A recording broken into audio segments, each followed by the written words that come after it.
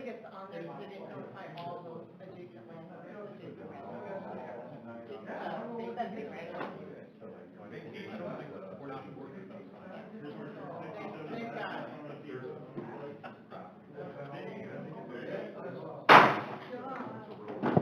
Okay, we'll start our work session tonight with, I think we're talking about things that we think we need to improve on in the city as far as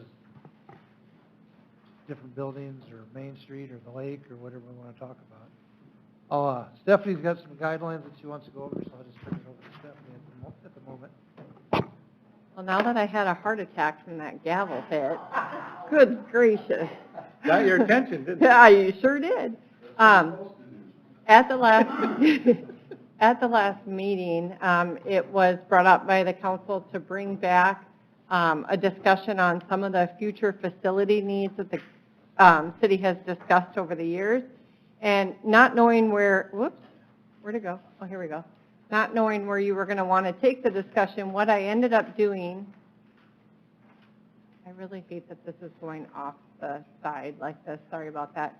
What I ended up doing is I just put together a list of all the items that I'm aware of that have occurred during council discussion over the last, it's actually been completed 6 years now. I'm starting 7 years. So, and we'll walk through these, and then you can go back at any time and have additional discussion. I left open space for yours if you have additional to add. With the understanding that at the conversation last week is none of this is a next year budget item, but that this might be something that you look at doing a packaged finance proposal in the future. So I'll walk you through it, and then I will just leave it up for you guys for questions. The one thing I just want to note, especially for anyone listening, these estimates are all just estimates. The only thing, they're very vague estimates. The ones that would probably be the closest would be the Maddie Street when we get down to that, because your former public works director did have a formal design done on it, an engineer's estimate, but now that's at least 3 years old, right, Kyle? Because you've been here for at least 2, because we've had bad winters for a couple of years. So anyway, that's probably the only one that I would say has a much better cost estimate on them. So the first one that I had listed was just the rec center remodeling. One other thing. I thought it was important because of all the conversations that happened within the community for the last 8 years to point out which of these projects also fit into the Ford 2040 community vision and strategic planning document. Realizing some of these conversations might have been occurring by the city prior to that planning process, but if nothing else, it highlights that the community support is there for those because the plan was established by that feedback of the community members that participated. So the first one would be the rec center remodeling project. Cost estimate there was $3.1 million. Obviously, we don't have that kind of cash in city reserve, so that would have to be a project that would be financed. I listed their sales tax bond just because it's not something that you can really access other revenue streams unless perhaps there was a grant available or that kind of thing. There is an annual, I say savings, but I think it's actually an increased revenue, Nate can answer that, of $62,000 a year when that remodeling project happens. Stephanie, can I ask a question? Would that qualify for any entertainment dollars? I know that I'm just curious. I think any of these facilities, you could use entertainment tax on a debt service. The thing to keep in mind is that you fully commit that now. Oh, yeah. You know, I so, just was but if curious you're doing a finance project, and I think I have that listed on a couple of them later, you could commit some entertainment tax dollars towards financing, but knowing where you're already at and what you contribute to the CVB and the Corn Palace, other things got to change first. Well, let's be honest. Yeah, but optimistically, yes, I agree. So again, then I believe Park and Rec is proposing to remodel the old pool this year, so that would reduce that cost a little bit. That was something that they had in the 2020 budget, but they did not proceed in order to be able to do the roof project at the activity center. And us not knowing where revenue numbers were going to fall in 2020, they did that in a conservative measure, so hoping to put that back in the 2021 budget. I did just put in there that was the preferred remodeling plan, just so you could review that. Question for you, Sure. Stephanie, before you move on, does that include the roof that we have been discussing over the years? Because I think we just did a partial. No, I think all 3 phases of the roof have Is been the roof done now done? at the The rec roof center, is right? The Yeah, roof is done. yep. So Okay. you've got And that then- part done. And then Nathan, while you're up there, my next question is this been discussed at the Park and Rec Yes. Committee? Yes, it has. It's been a while since we've had the conversation, but yes, these are the options that we've chosen a while back. And I think that we even talked about, it was either last year or 2 budget years ago where they were going to request the full amount as part of the budget. We said we can't do that, so that's why they started doing pieces of the renovation Yeah, in the annual budget process. We started working on the roof, the air Yep. handling units, the locker rooms, those kinds of things that we could get done now. So major renovation projects, though, would take a significant more amount of funds. Right. Yep. I have a question, please. Have you thought of how you might cover some of that 3 million, roughly, by increased fees or additional new members? Yep, I included that in there. There's about a $60,000 revenue yeah. increase, annual revenue increase if we completed this project, and that was according to our feasibility study that we had done. Boy, it's been a few years now, but that would, be some increased fees, and that's about the number, though, that I could give you today on what it would be. And the 275, that's to fill the pool in, fill the pool? That's correct, and do some, some basic painting and remodeling in there as well. And we would anticipate, we won't know what budget looks like for next year, so that's why I still show it as part of the total cost. But if that's something that can get put into 2021, then it would just reduce that total cost. Nathan, so the remodeling would create additional savings of 62,000, not, That should say revenue. It should say revenue. I Yeah. apologize That's why I for was the confusion there. Okay. It's all revenue. There wouldn't be any utility savings that we were aware of. As a matter of fact, the only air handling unit, the HVAC in the old pool needs to be done. That's in that 275, which we haven't done yet. Right, and I just took that off this sheet here where it said annual savings, but it's actually additional revenue that comes in. Yep. Nathan, with COVID-19, how long before all the members would get back to normal? Have you had any discussions on that? I know that the hotel industry talking a year or 2 down the road because it's Zoom and it's the internet. How much revenue? Obviously, we've lost some revenue there. We did at the beginning, the last, I haven't looked at the numbers last week, but we've hit the same check-ins, daily check-ins that we did last year a few times already this summer. So we've come close to back to where we were a year ago, but we were on a growth pattern as it was, so we were expecting to have our best numbers this year, but obviously with COVID, that put us down. But if we come close, that's going to be a positive, I think, for us in what we've been doing there. And Yeah. then I would just like to remind everybody too, we have a short limit of 6 o'clock, so if you want to get through each of these and then have more discussion at the end, we can always do that. I don't want to hurry this, but I also want to just remind you that we're working on a shorter than normal work session time frame.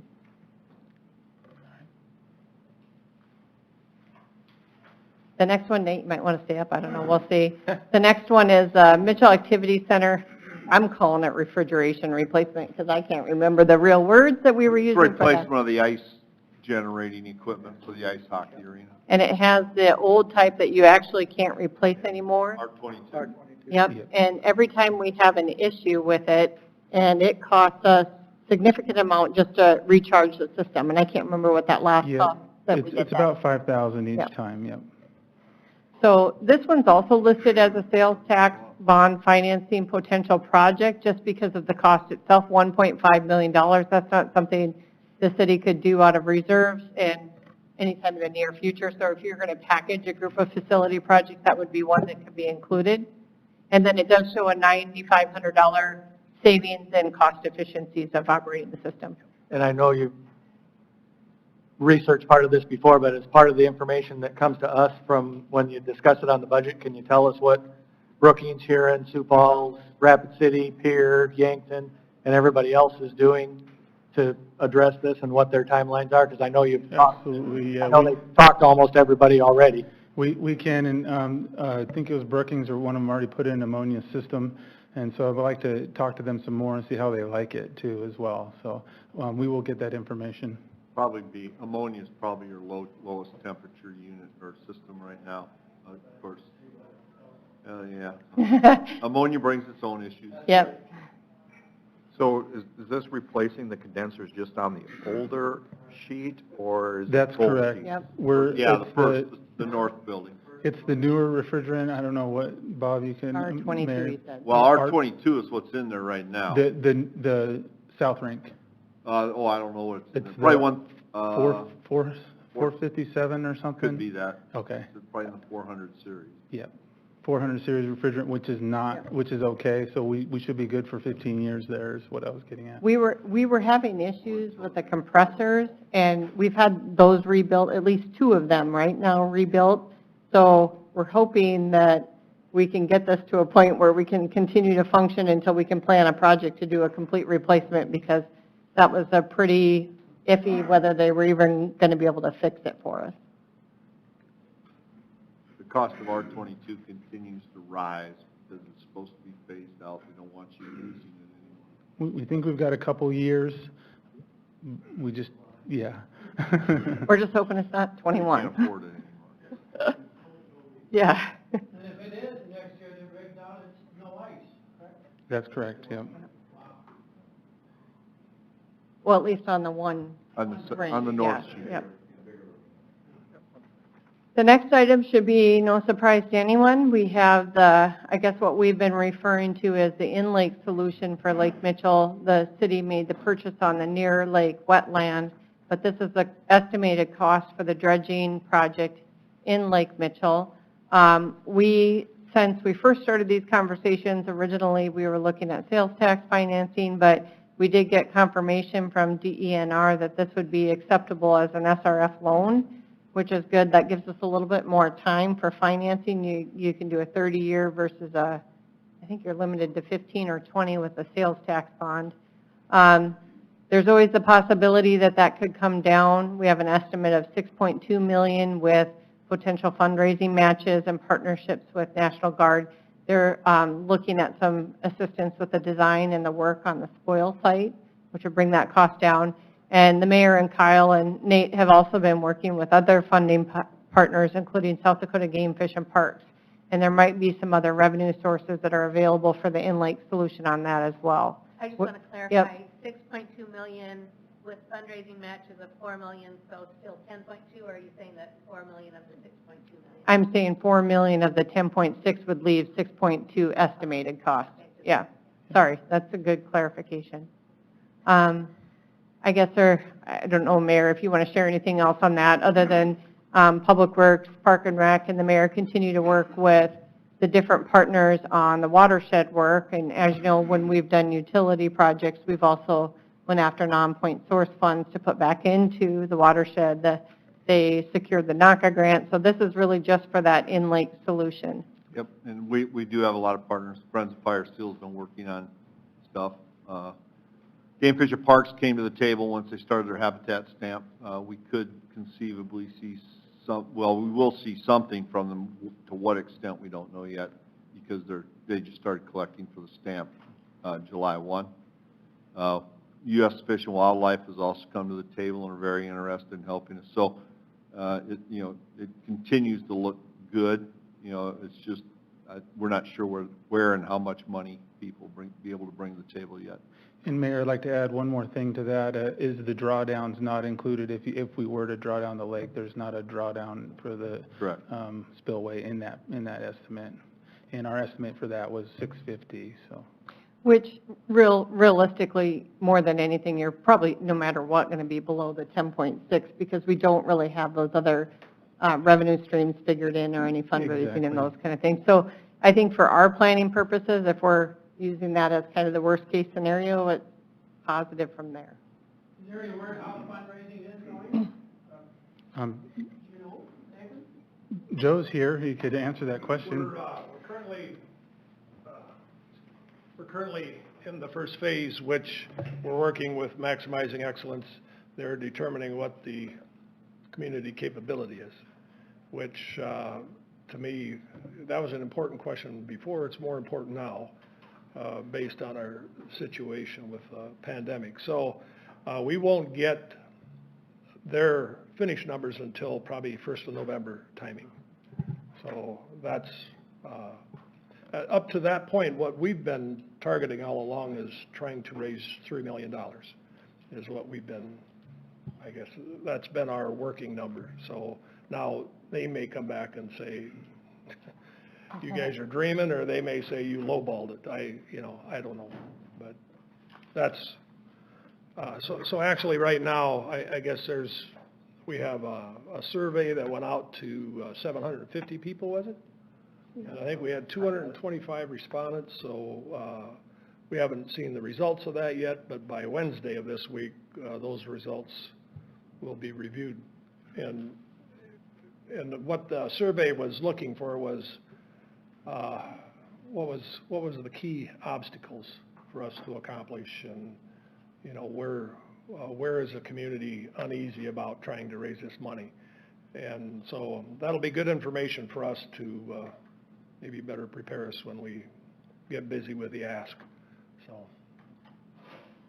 I've got a question, and it's either to the mayor or Joe or whoever else has been involved, but going after these other entities, at what stage do we need to be, do you think, in order to actually put a grant or an application in? Do we need to have actual engineering in place, or do you have any sense? Not yet.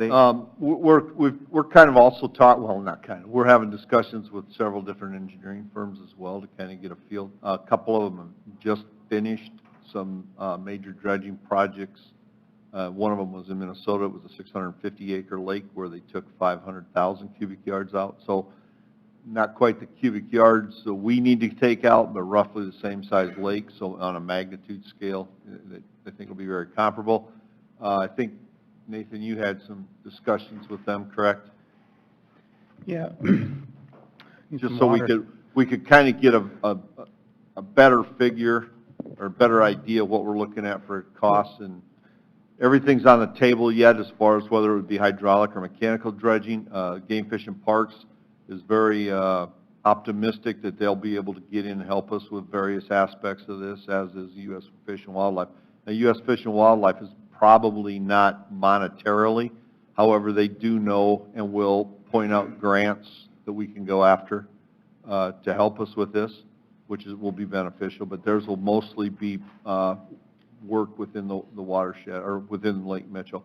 We're also doing stuff on the watershed, Right. Which is progressing. The Kelly property, I think her house is in the process of getting finished, correct?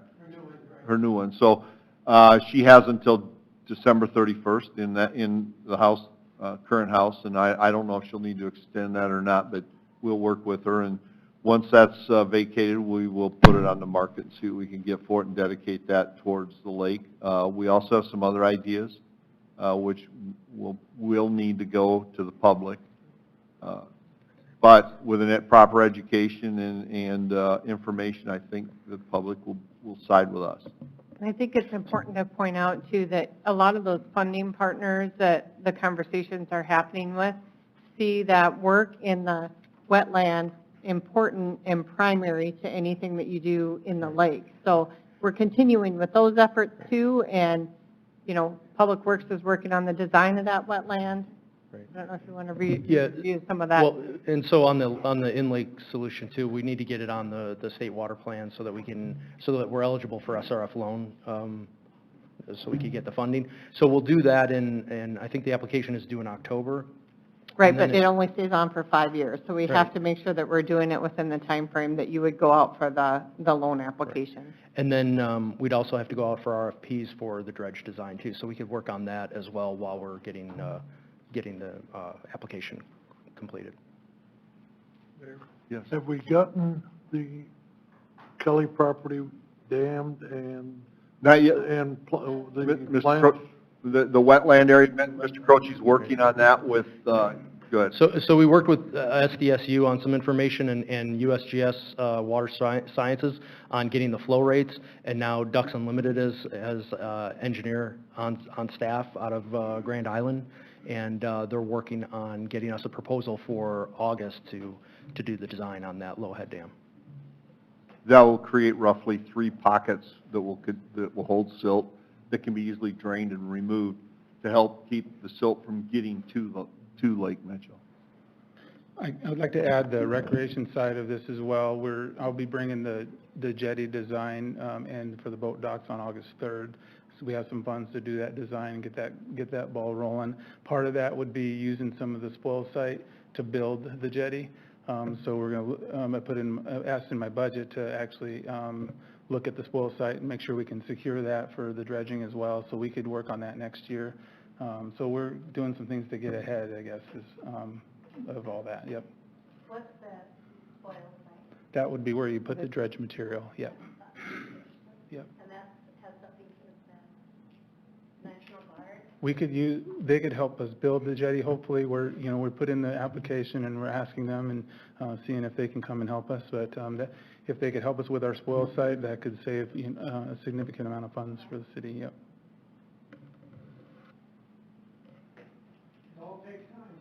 It does, and does. it's Good. such a circular, It is, and March, April kind of became a dead zone when COVID hit. It really took the wind out of sails for a little while, but we're picking it up again. We did have another meeting with producers and Ducks Unlimited and a bunch of people at Mr. Allen's facility, and that was very promising. NRCS was there. We discussed the ALEs for the West End Lake and whatnot. So west end of the lake, the ones that were not approved that we're still trying to get through. We hope to be able to get those through this year or early next, correct, Mr. Croce? Yes. Okay, so that's where the cattle are currently in the lake, and of course, we were hoping to have it in place last year, and I got a lot of pictures from this spring or this summer with the cattle in the lake, and they had to explain that, hey, it fell through last year and we're working on it yet, so. okay. So the next one on the list, which is kind of, the next two really are kind of tied together a little bit, but the next one would be the City Hall expansion. Back in 2015, council decided to expand on our existing footprint versus 2 separate facilities for the cost savings that you get operating out of 1 versus 2 locations. The other discussion was a flexible use space that could tap in between City Hall and the Corn Palace. I just showed the drawing that has been discussed over the time, or over the last couple of years. The items that I'm aware of is that flexible use space between the Corn Palace and City Hall.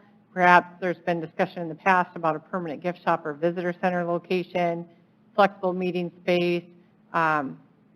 You could also then potentially, if you did this construction project first in the future, you could be using that as your gift shop location in tourism season while you're doing remodeling on the interior of the Corn Palace. Because our building is used so heavily during the school year with athletic and sporting events, it would give you another time to consider. And then the only other things that I put in there is because of that decision, we have made some improvements already to City Hall that were listed on the facility needs for this building. That included the wastewater piping that we removed and replaced in the basement of this building. We've done some security improvements.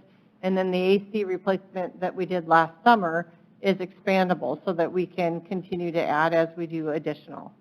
I have no idea what to set the dollar amount on. I know that when you got a construction estimate in 2014 on just City Hall, it was $3.5 million. But there was never anything set aside for any potential remodeling of City Hall. So I included additional for that. Also not knowing whether there's been discussion in the past about maybe additional gym space, or do we create banquet space for conventions, those kind of things. So I put the number in there high, knowing that as you got through the process, you would look at that. Some other things that the council has discussed over, I don't know, the last 6 years, I suppose, is that if you did consume the remainder of the block, you could utilize the city parking lot across the street, or the large one, I don't even know the real one, now I call it Disco Lot. I don't think I've been here that long, so I used to have like the other name for it, but now I just call it the Disco Lot, so I guess either one. And then another situation that has changed because of that council action previously was MADC has purchased this land to the east of City Hall and the Corn Palace. So in the future, you would have the potential to close this street, have a different kind of loading system into the Corn Palace, because we have had issues with that in the past. Part of that because the stage is elevated, and we'll talk about this in the next. Is it okay if I just lump them together for discussion? Okay. So the next one is the Corn Palace seating and interior renovation. We've been having a lot of internal conversations. I know some of this has gotten to council too at different times about, we know we have to do a seat replacement because the seats, we have, I think it was like a bunch of them. I can't remember how many we had counted at one time that don't work. And they keep moving them up to the top rows because you can't sometimes fix them. And when they got an estimate on replacing the seats alone, it was significant. So then we started saying, okay, so if our goal was to try to create a more flexible space in the future, and we're not really using that theater setup anymore, what are some other opportunities that we have? And the discussion was, well, if we remove the current theater seating, the concrete steps that you're walking up, and we add telescopic seating, which you see in many areas like the Pentagon. I actually saw it at a high school gym in Minnesota when I brought the picture back to Scott, and these seats can look, here they are, they can look just like regular seating, but they can be movable so that you're not locked into that design at all times. So then the conversation was, if we had access to 2 courts that you could have, because you can move back that seating, what's our flexibility for having more youth sporting events or tournaments or practice times, or even if you were going to have a Corn Palace event, this design showed the stage coming down and doing more of that seating on the floor versus on the stage. And then you would bring in a movable stage, just like they do at the Swiftel Center and other event centers for any of those type of events that you have.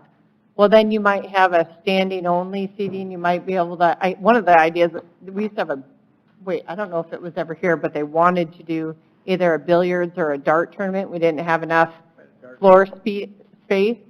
The other idea is that then when you're having events up here, you have this elevated area. Maybe that could create a VIP or box seating kind of situation where Dakota Wesleyan could look at that as fundraising for their event. So that was a discussion. And then if you look back to, the other thing is just by having a more flexible open floor space, in the future, let's say Dakota Wesleyan builds their own basketball stadium or basketball court that they're hosting their events at, well, then you have the ability to do other things too. Even if it's not sporting events, it's more, Doug could be scheduling other kind of events in the facility. So do these seats, can you collapse Yeah. them all the way? Yep. Swiftel has these on the lower level as well. Yep. And they look like a regular seat, well, just like those blue ones, you see that? Yep. And they push them back so that if they have a rodeo or whatever. And they make them with, the ones in Minnesota that I sat on, you even had individual seats. So you didn't feel like you were sitting on a bench, you still felt like you were sitting on a seat. Yeah. I couldn't see the bottom, I'm blind. Yeah, I mean, it's all over the board. So this goes back to several of the conversations council's had about how do we add another gym. Well, now, if you had these 2 floors plus the upstairs of the Armory, you now have 3 gyms available during different things. So, So Stephanie, we probably don't know for sure, but you see the layout here, and when everything is pushed back, do we have any idea the number of square footage we would have of floor Kyle, you know if you space? guys measured that when you did this? I don't think so. This was just really rough kind of discussion. Because I know what pool and darts need. I know, but keep in mind that as we go, you can go east now too. Yeah, So you could theoretically True. take the stage and the locker rooms, and move those back shift everything farther. back to True. the east, close 6th Street, and have a much longer Corn Palace. When can we close 6? Can we do that anytime now?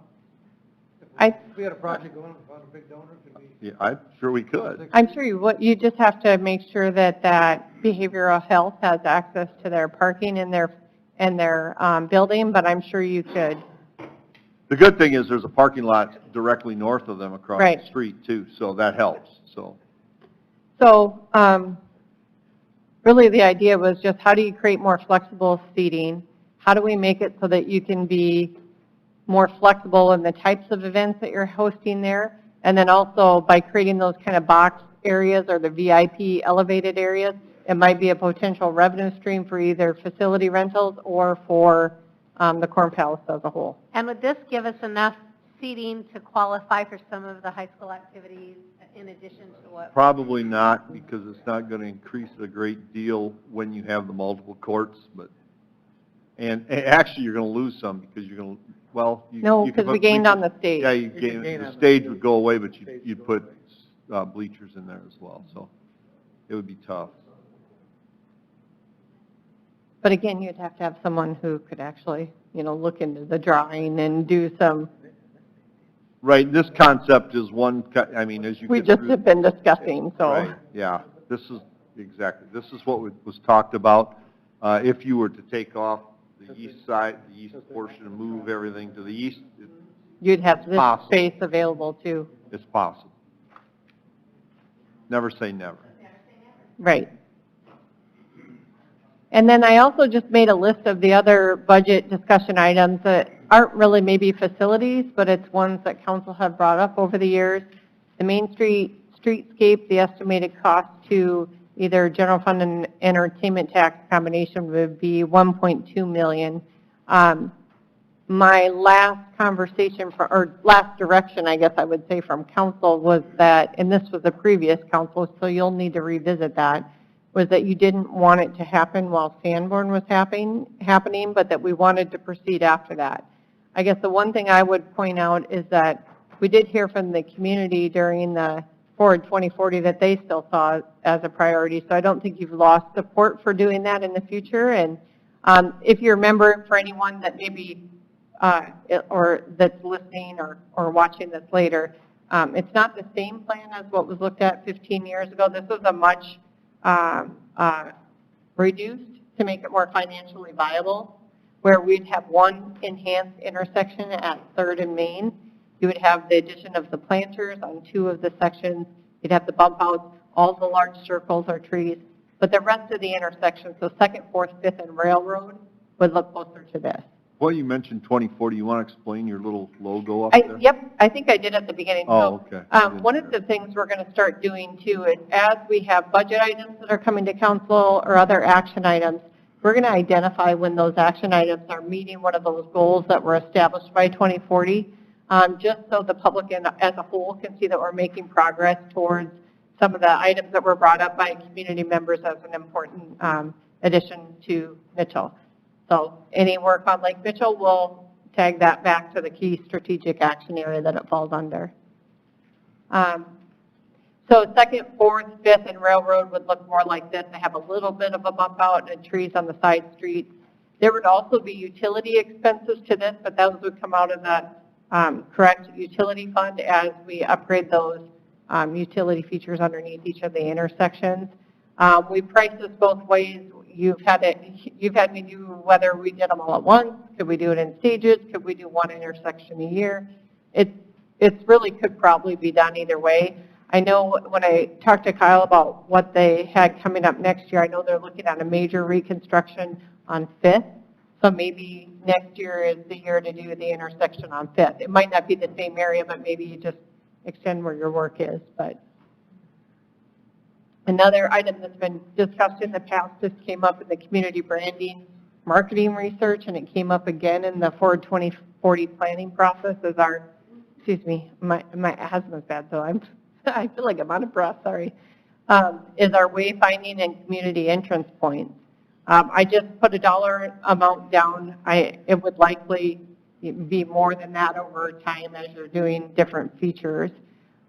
This is something that could be done out of entertainment tax, annual appropriation budget, or general fund appropriation budget. We did request funding assistance from the CVB out of their reserves, because at that point they had 100% of their reserves of their annual revenue that they get from the city, or they had 100% of their revenue in reserves, in the 2019 approval process. At that time, we were talking about a welcome feature in the median at Burr.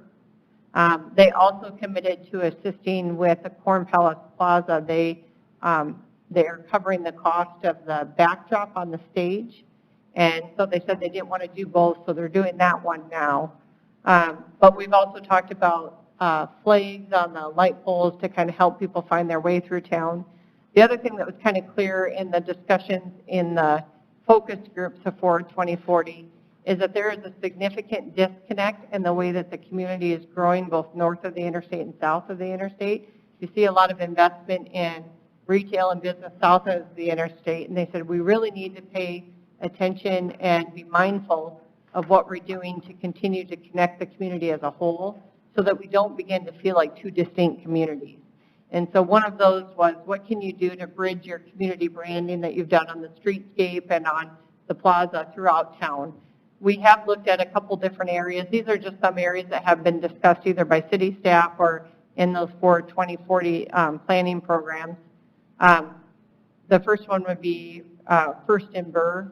I know that we always try to route people up Spruce, but if you do a GPS in Mitchell to the Corn Palace, it takes you up Burr. So the discussion was, the city has property over here. Is there something that we can do to let people know they're still going the right way, or that if they turn left, they'll head to Main Street, and if they go north, they can, just to give some more wayfinding. Another one was at Burr and 7th, and that was a conversation that Brian Heisel and Katie Knudsen brought to me years ago. So that's another point that they see people needing to know what's going on there. Burr and I-90, we still think, initially we were looking at a welcome sign over here, but since then that property was transferred over to the developers of that strip mall for additional parking, which was kind of okay because now with the center median, it probably makes more sense to have that welcome feature there anyways. It's more visible to people regardless of which side you're coming off the interstate. And then one of the more recent conversations that I guess I've had with Kyle and Nate too, they've added a bike path here, but when we talk about the disconnect between south of the interstate and north of the interstate, is there a way in here that we can even incorporate some of either the landscape features or the other branding features to make sure that we're carrying out that messaging throughout the community? Okay.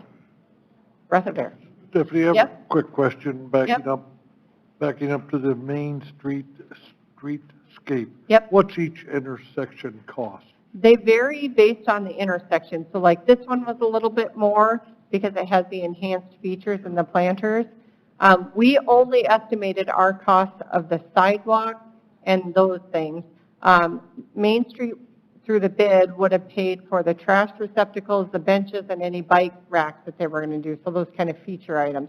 I can get you the breakdown, but it's also on the city's website under community project, and it shows the total cost including utilities for each intersection, the breakdown. Roughly? Yeah, well, I'll have to pull it up because I haven't looked at it in a while here. Oh. We're doing it in front of the Corn Palace. What? Why is our website not found? We're doing it in front of the Corn Palace now, and I know people say can it be an issue with snow removal, but there are communities all over the state of South Dakota and the United States that do it. It does take, people have to learn where the marks are. I mean, we had big markers out in front of the Corn Palace for a while. I didn't hear of any issues last winter, but so people do it. It does take maybe a little bit more time, but it's not like we're the only city that does it. Every city has something similar to that. So I think I have it on here. You know what? I don't. John, I'll get that emailed out. Sorry about that. It depends. It's anywhere from $200,000 to $400,000 depending on the amount of utility work that has to happen. And then the third of Main has a little bit more cost because the bump outs are bigger. I was thinking like 230,000 seems like a number. That I think that was a standard one. I think you're right. Just did without the big, or 30. I'm sorry. I didn't have that with me. I will get it for you. Sorry about that. The last couple items, at the last meeting, council heard from a group of neighbors on Maddie Street. So we did a little bit of looking into this to make sure that I had all the information because it usually comes up at various times and then, we need to go look up the TIF and that kind of stuff. This would have to be a general fund appropriation budget. Typically, you do a landowner assessment of the adjacent landowners for a project like this. We did receive a request from the Wild Oak Homeowners Association to complete that road. Our former Public Works Director had a design completed and an estimate before he left from First.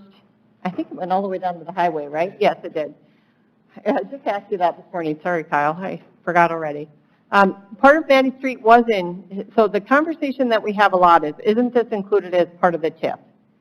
This is. The TIF goes all the way down here right now. In the project plan for TIF 17, which I have included on your document there, it says that they would do 400 and almost 90 feet. That's 450.89, sorry. 450.89 feet of Maddie Street. However, when we first started discussing this probably 4 years ago, I know Terry talked to the developer and said they don't have any intention on doing that. The portion of Quiet that was completed was done prior to the TIF. So that was completed in 2005. Kyle was able to find that information through the street department today. So this phase 5 that was listed is not going to happen as part of the TIF. Kyle has had, and Kyle, I don't know if you want to speak to that or not, but Public Works has been having conversations with the adjacent landowners or homeowners about the assessment process. Right, and so we talked with Councilor Dosher and the HOA, and so it makes it a little bit difficult because some of the properties are within city limits and some are not, so an assessment process for the whole thing can't happen. But we would like to talk to the developers, and if they're interested in what those costs would be and cost sharing would be, it'd be a great access for us, both for Wild Oak and the woods to get in and out of there. And I think it might be even better for us on a plowing schedule to be able to get right through there to the highway.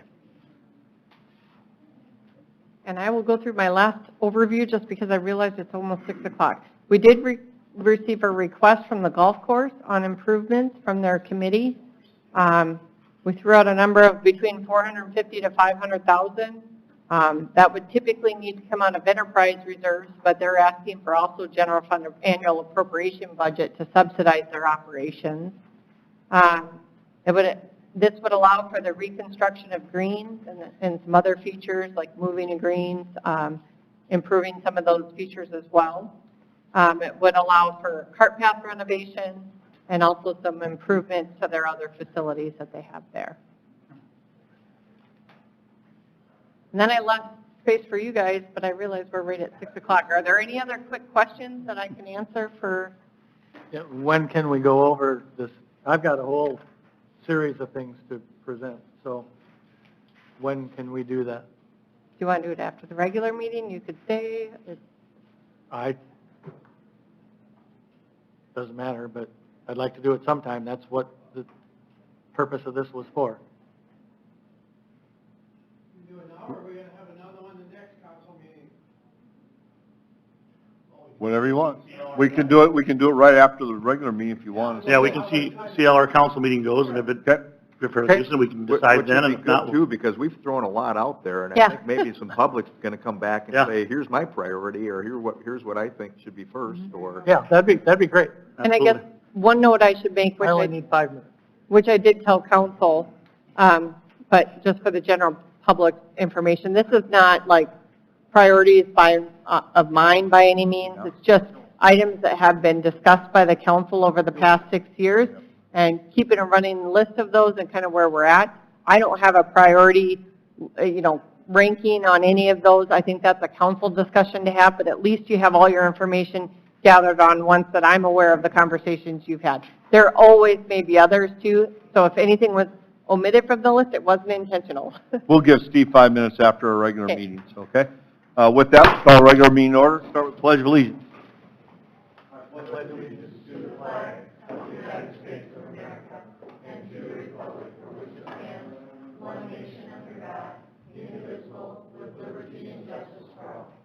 Invocation by Assembly of God.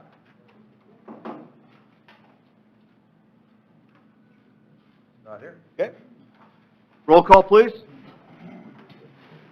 Sharp, Here. Smith, Here. Sabers, Rice, Here. Dosher, There. McCardle, Barrington, I made it.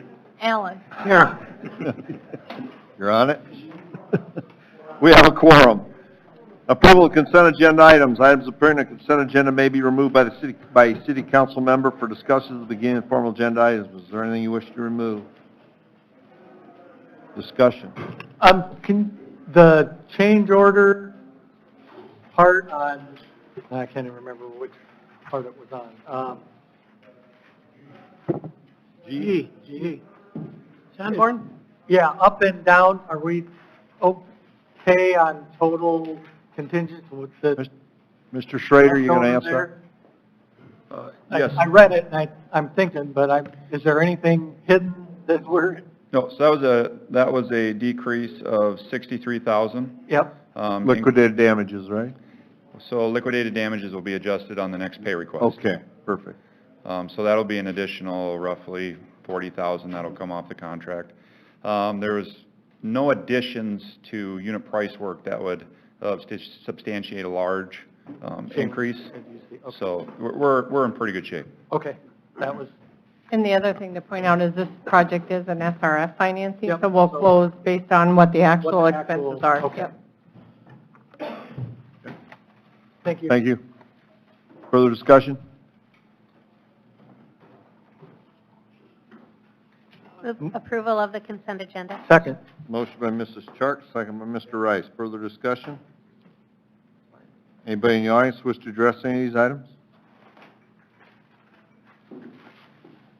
Mayor, the only thing is there's a group here on the, if you have any questions for the special event for the Cruising for a Cause, they're out here if you had any questions Okay. for them. Anybody have questions on that? Doesn't appear to be. Do they want to speak? They can come in and speak. Not unless you had questions, they didn't want to. All right. You tell Judy out there to come advertise Yes. this. Okay, I'll let them know. Give them the chance. They want to talk, now's the time. Okay, anything else? Anybody else in the audience wish to address it? Give him just a minute.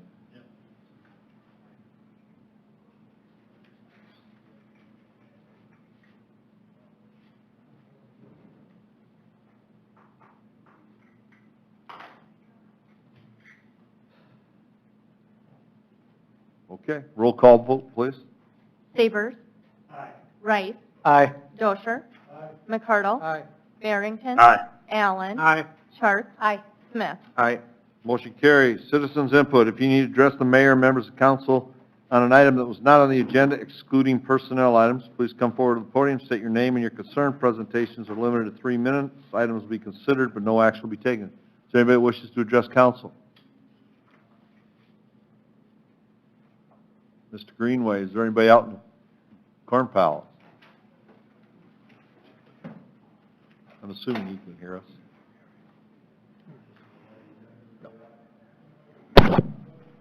Probably at the scoreboard.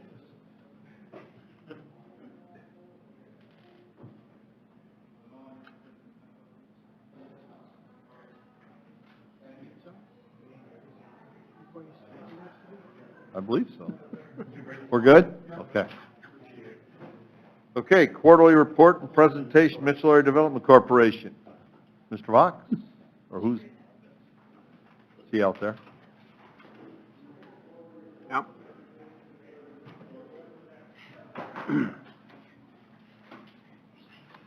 It's your show. Good evening, Honorable Mayor, members of the council, Mark Box, Mitchell Chamber and Mitchell Development. Allow me to make a couple of comments before I dig into our quarterly report. And I'd like you to stop for a second and think back to Labor Day of last year and what's transpired since then. All of you have led this community in not one, but two historic, lifetime, catastrophic events. And as a community, I think we need to do a better job of recognizing that and appreciating all of the efforts and sleepless nights that you have put into this community, because you're certainly not doing it for the pay. And people are very, very quick, as you know better than anyone else, to ring your bell or ring your email when something's not right or they're not happy. So we owe, as a community, an extreme debt of gratitude for taking us through the flood, leading us through the flood, and then the pandemic. The pandemic. So like you, we at CVB, Tourism, Enterprise Division, Chamber and Development, have been trying to figure out what impact the pandemic is having on us locally. It's certainly changing the world and the country, but it's also changing our community as well. So we spent a lot of time and resources, energy, trying to figure that out. And we hear people occasionally, oftentimes, talking about, I can't wait till we get back to the new normal, or get back to normal, I should say. We're not going back to normal. What we had 8, 10, 12 months ago, we're not going back there. That's in the past. That's history. You hear people talk about, what's the new normal? Well, if something's new, how can it be normal? We're not used to it yet. How about we focus on new beginnings? Hashtag new beginnings. That's a challenge, and that's also an exciting opportunity. It's a challenge because this playbook hasn't been written for us before in any of our lifetimes. So what are we going to do with it? How are we going to make the most of it? The opportunity therein lies the same. This is pretty exciting. We get to chart our own course moving forward. A lot of comments have been made and thoughts have been shared. Well, let's let business and industry and let's let things play out, and they should lead the way. As leaders, we need to lead the way. We need to grab hold of this. We need to refocus. We need to renew our commitment, get re-energized, and chart our course collectively to where we want this community to move forward to. We had an extreme amount of momentum and successes building prior to the virus. It's time we get back on that horse and go at least 100 miles an hour again, just like we were before. We need to lead it. We need to drive it collectively as a community. With that, I'll jump into the quarterly report briefly. Under workforce, we've hired a workforce development coordinator. Karen Whitney has replaced Lori Essick, and Karen's off to a great start doing some wonderful things. Our unemployment rate right now is at 8.1%. Before the virus, it was 2.5%. There are a lot of companies, we talk to businesses every day, they have open jobs and they're looking for people. Right now, people may not be as interested in going back to work, but the jobs are out there. There are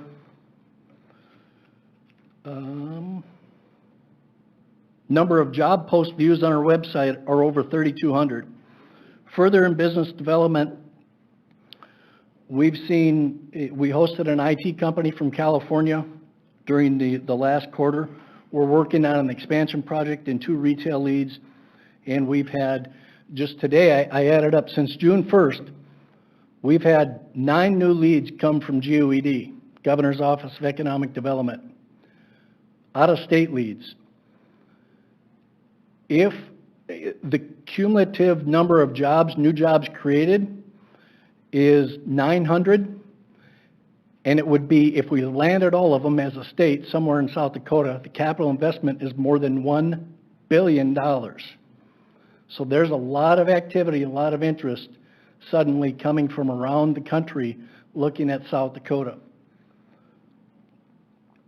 We have furthered our work and efforts on our new industrial park on the west side of town, and while we did pause on the housing project, we are moving forward with that and re-engaging on the housing project. We have held and hosted several industry focus calls with local leaders, local businesses to share best practice ideas, information on PPP, and information on the CARES Act. what's the impact, how can they access the funds, and how can our community and businesses help each other. In the CVB world, we continue to collaborate with tourism, leveraging the $40,000 in state marketing funds, which focuses on promoting attractions, lodging, dining, indoor and outdoor attractions. In partnership with the State Office of Tourism, they constantly reevaluate their marketing efforts and track the results. It's working, as our social media impressions and our click-through rates are at or above national averages. In some cases, we're quadrupling the national averages, or the national benchmarks. So that's some great success and news out of our CVB world. We've also been working hard at changing and modifying our local messaging. We too have adjusted, developed, and implemented new messaging and promotions, primarily focused on shopping locally, things like our takeout dining efforts and our Cyber Saturday that we had earlier this year that was so popular. Some businesses had the best Saturdays they've ever had, and they've asked us to do that again, and it's either just within the last couple weeks or coming up. Sonia can answer that if you need specific information. Regional activity, David is doing some great things in Parkston and Tripp and Corsica, White Lake through Dakota Heartland, a couple of expansions there. And in closing, before I wrap it up and ask for any questions, we put out a press release today and information on funds that have come through the CARES Act, through the Economic Development Administration, EDA, where we have, in partnership with District 3 and the Area-Wide Business Council, $4 million available in a revolving loan fund. The first 2 years are at 0%. After those 2 years, it will be less than prime. No origination fees, no payments for 90 days, and it can be, again, no interest for 2 years. It can be used for just about anything with the exception of refinancing existing debt.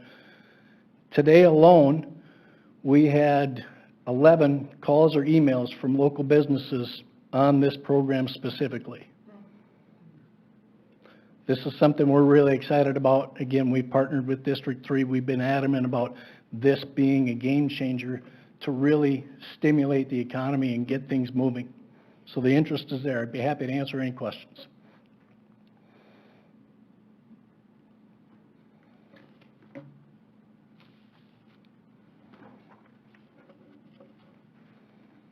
Thank you. Thank you.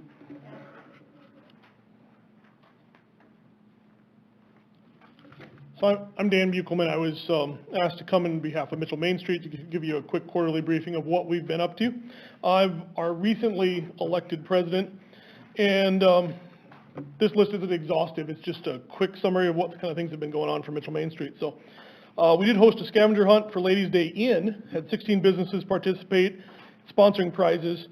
This is originally a Ladies' Day Out, but was changed due to social distancing, coronavirus-related concerns. So it was a great event. We did hire an interim director to run Mitchell Main Street for the summer and are seeking applications, have some interviews lined up very soon for a permanent replacement director.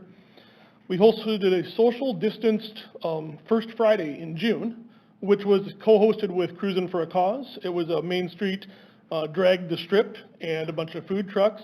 Had great feedback from our vendors that were involved. One of the food trucks actually ran out of food at 7:30. So Main Street was packed for that June First Friday. We also hosted an in-person First Friday for July.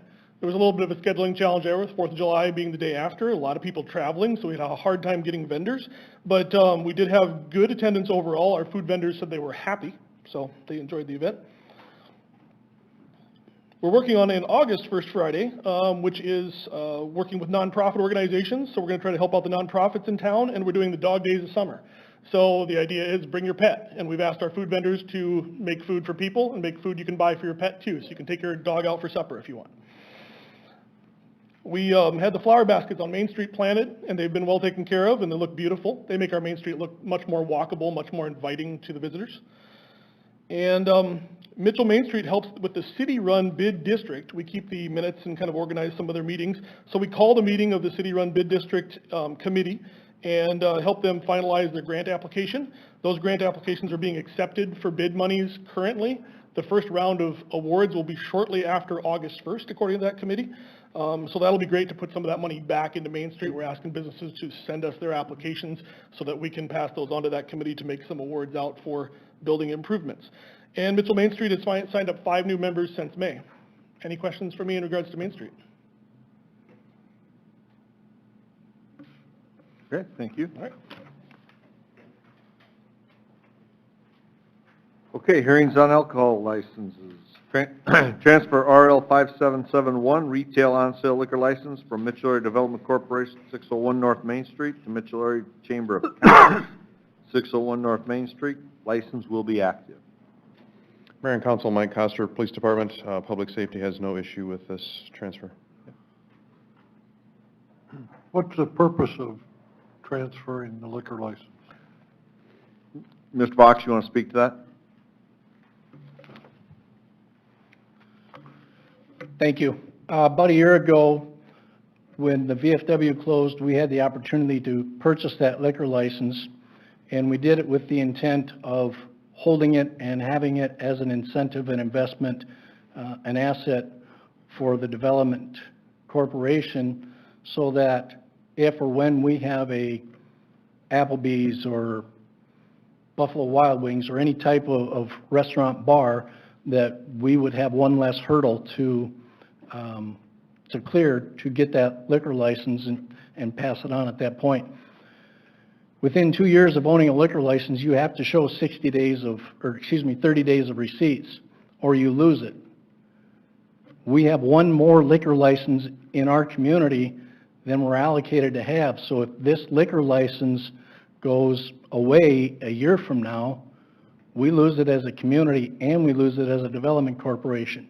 So we either needed to file and get sales tax licenses, and it would jeopardize our nonprofit charitable status organization designation by the IRS, or we could transfer it to the chamber while we still hold it, because they have the sales tax license, and we're going to do that. That's our request. Jen will talk in just a minute about our new South Dakota Made store over in the courtyard, and this will be part of that. We will be selling South Dakota Made whiskey in that, so it's primarily so we don't lose the liquor license, and gives us the opportunity to show the 30 days of receipts that we need to before this time next year. So by transferring it, you're starting over with the 2-year time frame, huh? I would say no.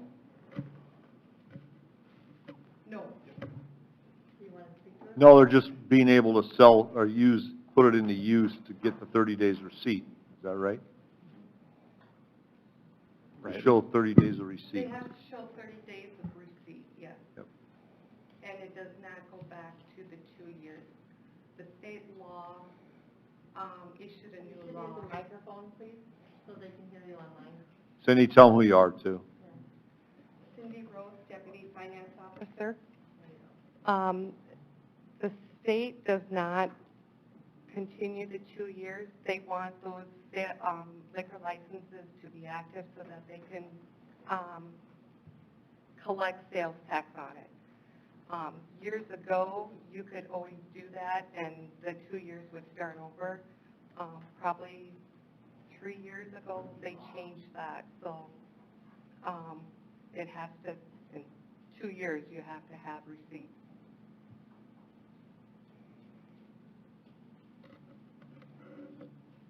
Yeah, for those that have been in council for a while, if you remember, there was quite a few of them being parked, like even at people's houses and stuff like that. I think the Hone Partnership did that for a while, and obviously state law let that allotted it at that time, but it did change, like Cindy mentioned, and obviously what the chamber is doing over there, this is a good thing. This will be a good economic development if the time comes to have that license in their back pocket, so. Further questions? Move to approve. Motion by Mr. Allen, Second. second by Mr. Rice. Further discussion? Anybody in the audience wish to address it? All those in favor of the motion signify by saying aye. Aye. Opposed, nay. Motion carried. Mitchell Chamber of Commerce for new retail on and off sale wine license and cider located at 601 North Main, Mitchell, South Dakota. Again, Public Safety has no opposition to this. Motion by Mr. Savers. Second by Mr. Smith. Further discussion? Anybody in the audience wish to address it? All those in favor of the motion signify by saying aye. Aye. Opposed, nay. Motion carried. Mitchell Chamber of Commerce for a new retail on-off sale malt beverage and South Dakota farm wine located at 601 North Main, Mitchell, South Dakota. No opposition from Public Safety. Move to approve. Second. Motion by Mr. Allen, second by Mr. Barrington. Further discussion? Anybody in the audience wish to address it? All those in favor of the motion signify by saying aye. Aye. Opposed, nay. Motion carried. Exchange Club of Mitchell for a special event malt beverage license from August 5th through August 16th for the state amateur baseball tournament. Second. Motion by Mr. Savers, second by Mr. Barrington. Further discussion? Anybody in the audience wish to address it? All those in favor of the motion signify by saying aye. Aye. Opposed, nay. Motion carried. Board of Adjustment, entertain a motion for the City Council to recess Citizens Board of Adjustment. Motion by Mr. Barrington, second by Mr. McCardle. Further discussion? All those in favor of the motion signify by saying aye. Aye. Opposed, nay. Motion carried. Action to set the date for Board of Adjustment hearing 8/3/2020. Skylar Sievert, applicant, and CJG Properties LLC owner have applied for conditional use permit to operate a family residential child care center at 809 North Wisconsin Street, legally described as Lot 4, Block 52, Capital Edition, City of Mitchell, Davis County, South Dakota. Property is zoned R4, high-density residential. Move to set the date. Second. Motion by Mrs. Chark, second by Mr. Rice. Further discussion? Anybody in the audience wish to address this one? All those in favor of the motion signify by saying aye. Aye. Opposed, nay. Motion carried.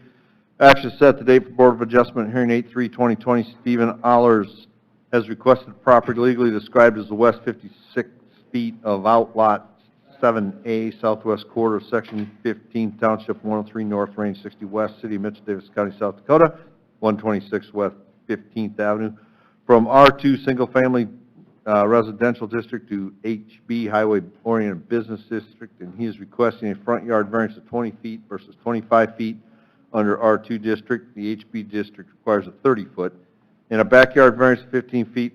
The R2 District requires 25, and the Highway Business has a 0 setback. He wishes to construct a storage garage that may be used for personal and commercial use. Set the date. Motion by Mr. Allen, second by Mr. McCardle. Further discussion? Anybody in the audience wish to address this? All those in favor of the motion signify by saying aye. Aye. Opposed, nay. Motion carried. Hearing an action on Michael Miller, 412 North First Street. Michael Miller has applied for backyard variance of 13 feet versus 16 feet is required for replacing a detached garage that was destroyed by a fire located at 412 North First Street. Legally described as Lot 6A and 7A, Block 31, Cooley and Guernsey Addition, City of Mitchell, Davis County, South Dakota. Property zoned R2. Mr. Schrader.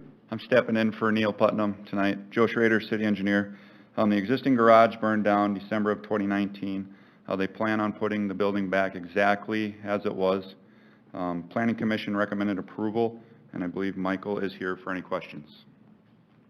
Joe, did any neighbors have opposition? No. Didn't see it in the notes or minutes of tonight's meeting. No opposition.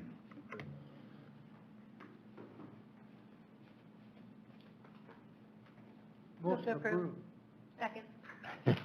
Motion by Mr. McCardle, second by Mrs. Chark. Further discussion? Anybody in the audience wish to address it? All those in favor of the motion signify by saying aye. Aye. Opposed, nay. Motion carried. Hearing an action on Adam and Katie Cook, 2212 Kelly Drive. Adam and Katie Cook have applied for a side yard variance of 3 foot versus 8 foot is required for construction of a garage at 2212 Kelly Drive, legally described as Lot 1, excluding west 150 feet, Country Living Estates, North Quarter, Section 14, Township 103 North, Range 60 West, Davis County, South Dakota. Said property is UD Urban Development. This property is located outside of city limits, but within the zoning jurisdiction. Planning Commission recommends approval, and there were no objections, and Mrs. Cook is here if you have any questions. Motion to approve. Motion by Mr. Second. Second, what, Mr. Rice? Second by Mr. Rice. Further discussion? Anybody in the audience wish to address it? All those in favor of the motion signify by saying aye. Aye. Opposed, nay. Motion carried. Hearing an action on Logan and Chelsea Smith, 1008 East 7th Avenue. Logan and Chelsea Smith have applied for conditional use permit to operate a family residential child care center at their home at 1008 East 7th, legally described as Lot 13, Block 13, Wilkinson's Addition, City of Mitchell, Davis County, South Dakota. Property is zoned R4, high-density residential. The fire inspection has passed. There were no objections regarding this. Planning Commission recommends approval with two conditions, the regular conditions that are usually attached to these. The permit is not transferable, and the second, if the business ceases to operate for a period of 6 months or longer, then a new permit would be required. And I do believe Mrs. Smith is here for questions. Move to approve with the conditions. Second. Motion by Mr. Allen, second by Mr. Barrington. Further discussion? Anybody in the audience wish to address it? All those in favor of the motion signify by saying aye. Aye. Opposed, nay. Motion carried. Reconvene the City Council. Entertain a motion for the Board of Adjustment to adjourn the City Council reconvene regular session. So moved. Motion by Mr. Barrington, second by Mr. Rice. Further discussion? All those in favor of the motion signify by saying aye. Aye. Opposed, nay. Motion carried. Award quote for Public Safety Center Masonry Repointing Project 2020-35 due to no bids received. Mr. Schrader, are you speaking to this, or is Mr. Croce? Yep, I will. Joe Schrader, City Engineer. Bids were open on July 1st, 2020 in City Hall Council Chambers at 1:30. No bids were received, so we went out for quotes. Quotes were requested from S&S Masonry, Mid-Continental Restoration Company, Inc., and Nick Heisinger. One bid was received by Mid-Continental Restoration with a base bid of $26,000.02 and an alternate bid of $18,373 for a total cost of $44,375. Larry Jerza did recommend award of both alternates. He is here for any questions, and staff recommends approval.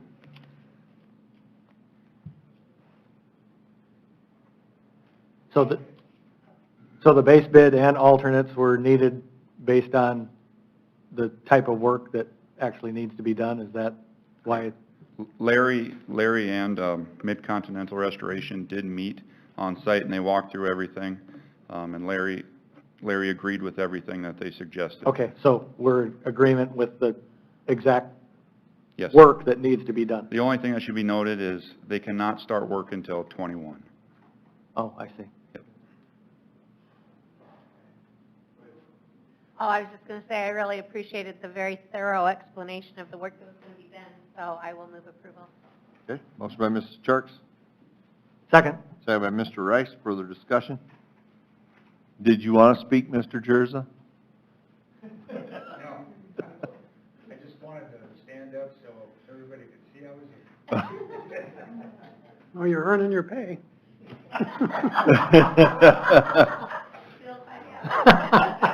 You got to keep him hopping. All right. Further discussion? Anybody in the audience wish to address this? All those in favor of the motion signify by saying aye. Aye. Opposed, nay. Motion carried. Action to approve window repair at 223 North Main Street, project 2020-24. This is the Crafty Fox. Mr. Croce has an idea for doing some window work.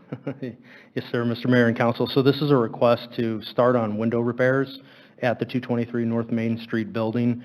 We've had a number of different times where glass is broken out, or we have storm damage and we find glass on the sidewalk. So it's becoming more and more of a safety concern. We do have some quotes on what it would cost per opening, and in the front and on the sides, you can see there's 2 windows per opening, plus the top opening that's solid glass as well. boarding it up with plywood and doing a plexiglass didn't seem like they were great options because of the cost. We did talk to Custom Carpentry, Doug Driggs, and he gave us an estimate of about $1,000 per window, and that would be going in and actually replacing the frames where needed, replacing the broken glass where it's needed on each individual opening. So we think this is the best option to keep the historic integrity of the building as well and move forward on some of this replacement. What we would want to do is have the contractor go through the building with the architect, Larry Jerza, on the front face of the building, which would be the east side or facing Main Street, and then move on to the east side on 3rd. And again, this would be a cost up to $60,000 for the window opening replacement. We did have money budgeted for this when Crafty Fox and the other 3rd and Main building wound up being demoed, so. How many total window openings are there? 120, I believe that is, roughly 120. The front on Main Street has 39, and then there's 69 or so on 3rd Street. And then on the alley side? There's 7 or so, 7 to 10 on the alley side, and then there are some on the south side as well. But we would look to possibly maybe even doing a cheaper repair at that point. We think the alley you can still see, so if we could move into the alley and do the same type of replacement, that might be beneficial. The south side, it's really not visible from the public or from the street, but we would want to seal that up and move into, having the building protected from the weather. I almost feel like the north windows are much more visible, especially since the 3rd and Main building was torn down. It's like, that's what you see, and so that would be nice to have it repaired. So what will you do to the south side? Right now, this doesn't address the south side or the alley. We would take a look after what the actual costs were and the actual repairs for Main Street and 3rd, and then see what our options were for the south side, and maybe at that point, a plywood solution would be feasible, at least to seal up the building. But we haven't addressed it in this request. That'll pass with Historical Society? So it's a temporary fix. It's not actually replacing the window, and so they would be okay with, having that boarded for a temporary fix. I have to ask, are we on solid legal standing on ownership of the building? Yeah, I don't think that there's any question on the ownership of the building. I mean, there is the pending lawsuit, but none of that should affect title. Will this help with air conditioning, keeping it cooler? No. Will we, Justin, will we be able to recoup any of these costs from the previous owner in our lawsuit? There are other costs that are part of the lawsuit, but these costs would not be. No, if you go back to the original settlement agreement, basically the city was supposed to take the property free and clear of any encumbrances. We were going to make the repairs on our own, and then the idea was to recoup those costs when we eventually resold the property. So, when would this start? If it of Larry, answer that. If it passes and we get this figured out. I did want to come over and talk a little bit. Larry Jersa, architect. Doug Driggs is kind of a handyman, and this project is a repair project. That's the way you have to think of it. And every window is different, but there's a lot of materials there that don't need to be taken out and replaced. So that's why I think this is absolutely the best option to deal with this problem. And these are exactly the same windows I have in my building. And I've fixed mine before. And I can fix these, but I'm not technically a contractor, so you probably don't really want me to do that. But anyway, every window is going to be a little bit different. But the thing about these windows is the transoms are basically all good. I think there's only one bad transom in the whole building. So that is really a plus, because the sashes can come apart from the inside. The wood frame on the outside, if you look at it next time you drive by, you can look at the heads of all the transoms and there's still paint on them. And as you go down the window, it weathers more and more and more as you get to the sill. So the bottom, the real rotten parts of the window are down on the bottom. The rest of it's actually salvageable. So the approach to all this is we're going to pull a couple of windows apart and do an experiment, and we just took a wild guess at $1,000 a window, but I would really be surprised if it cost that much, because I fix my windows for probably $50 a window. But that's me doing the labor, you know, so like I said, I can't do that Careful, you either. might buy yourself a project. But anyway, this is doable, and the windows will be just exactly like they were before, you know. Now, the option is some of the windows, the sashes are completely gone and completely rotted away, the double hung sashes. Custom Cabinet Woodworking had made Jan a sash as a sample, but she never ever put it in the building, and she never paid him for it, but he has a sash where if you went in and took the trim out of the inside of the windows, I'm talking about there's a double hung window and a double hung window in the transom. If you take double hung window out, you can stick a sash in there. He can make a sash to fit the hole for $250 out of real wood that matches exactly what's there, but it's not an operable sash. It's just a fixed sash with two lights, which is actually okay with this building. But when you look at it from the street, you'd never know the difference. But the key to all of this is to get the wood primed with an oil primer and paint it. And the wood's I don't know, that building's probably a year or two younger than my building, so it's around 1907 or 1908 when that was built. And it's the original wood, and a lot of the wood's rotted, but a lot of it's good. I mean, a lot of good wood yet. So if you seal it up, prime it, paint it, it'll last a long time yet. So anyway, that's the approach. But to specifically do it like a typical project where you identify everything you need to fix, that's impossible to do. You just got to go in and take each window, and like I said, each window is going to be different. One window might take you 8 hours to fix, and the next window might take you 30 minutes. You know, it's just one of those kinds of things. But I think overall, in terms of the dollar amount that we have budgeted to fix the front, I think we're more than covered to do that. And I told Doug Driggs that I would go up there and work with him to get him started because, like I said, they're exactly like my windows. They must have came from the same factory or whatever. But anyway, that's the whole scoop. So we were talking about doing $1,000 for transom, 2 double hung windows, get the outside painted, repair them.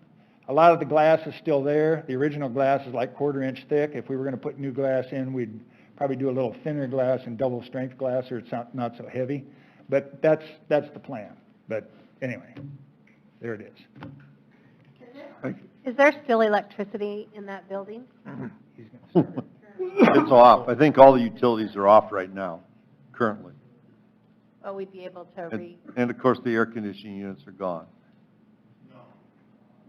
Yeah. So, And the heating unit. electric would probably be usable on the first floor, but the upper floors, it's not going to be. And the plan is to start in about 30 days. Doug's finishing up a couple other projects, and it's not going to take all that much. I really don't think so. Larry, originally, when we were working with this building or dealing with our initial buying it, we knew we had to do some tuck pointing, and we knew we had to do some windows and so forth. We were actually going to replace the windows at a pretty expensive cost, but do you think this is a Band-Aid, or do you actually think we can salvage those windows with the repairs that we're doing? No, you can salvage them. You can salvage them. Oh. It's just a mindset of where we're repairing, not replacing. It's, you know, I mean, when you talk to a lot of general contractors out there, they don't repair stuff, they replace it. That's just what they do. It's faster, takes less thinking, you know, and it's quicker. and there's more bucks doing it that way. This is, you know, this is just a little different mindset, but it can be done. Jeff, if you recall, the estimate that we had on window replacement back at that time was a little over $100,000, which if you replaced every single window based on this idea, it would be a similar cost.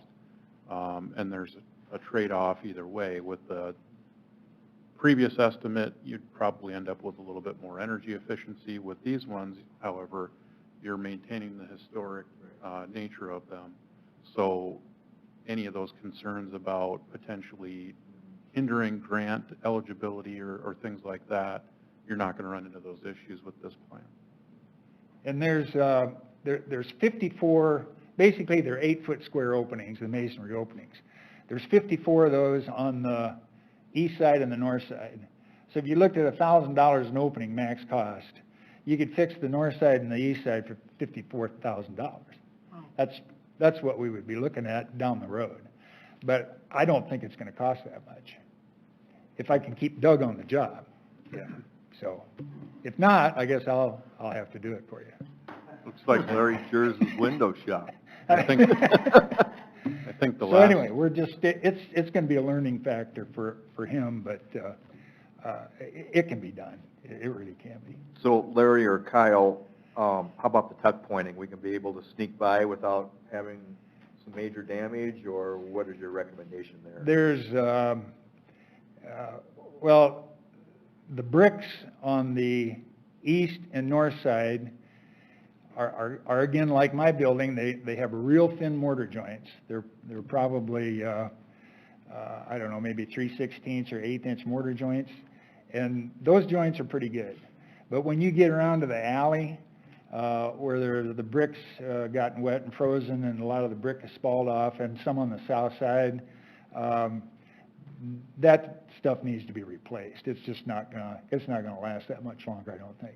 And I've had to do that on my building too, same thing. It's just one of those things, we just have to get a masonry contractor in and get some quotes. Now, I got a quote from Nick Heisinger. He's a young kid that worked on my building, but he was just a single guy. He and his dad used to work for Mid-Continental Restoration, and they worked on my building. He's worked on the VFW, and he's worked on Dr. Lucky's, but he's just a guy that just knows how to do stuff. He's not a contractor. I don't even know if he can be bonded, but he looked at it a year ago and he thought he could fix those bricks for about $35,000, I think, which if he could do that would have been a real bargain. But I don't know if Nick is set up to be able to work with the city just because of his capabilities of being bonded, and I know he's got insurance, but he's just a single young guy. He's under 50,000, he doesn't have to be bonded.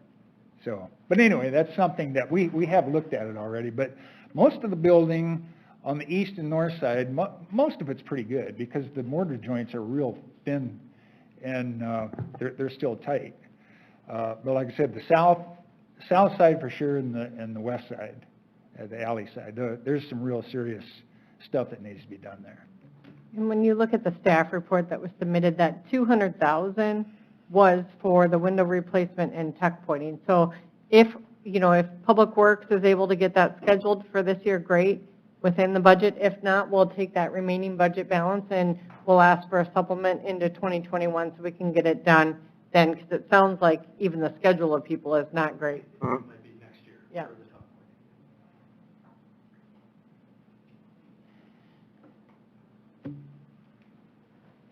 I'd just ask, or add one other thing here is,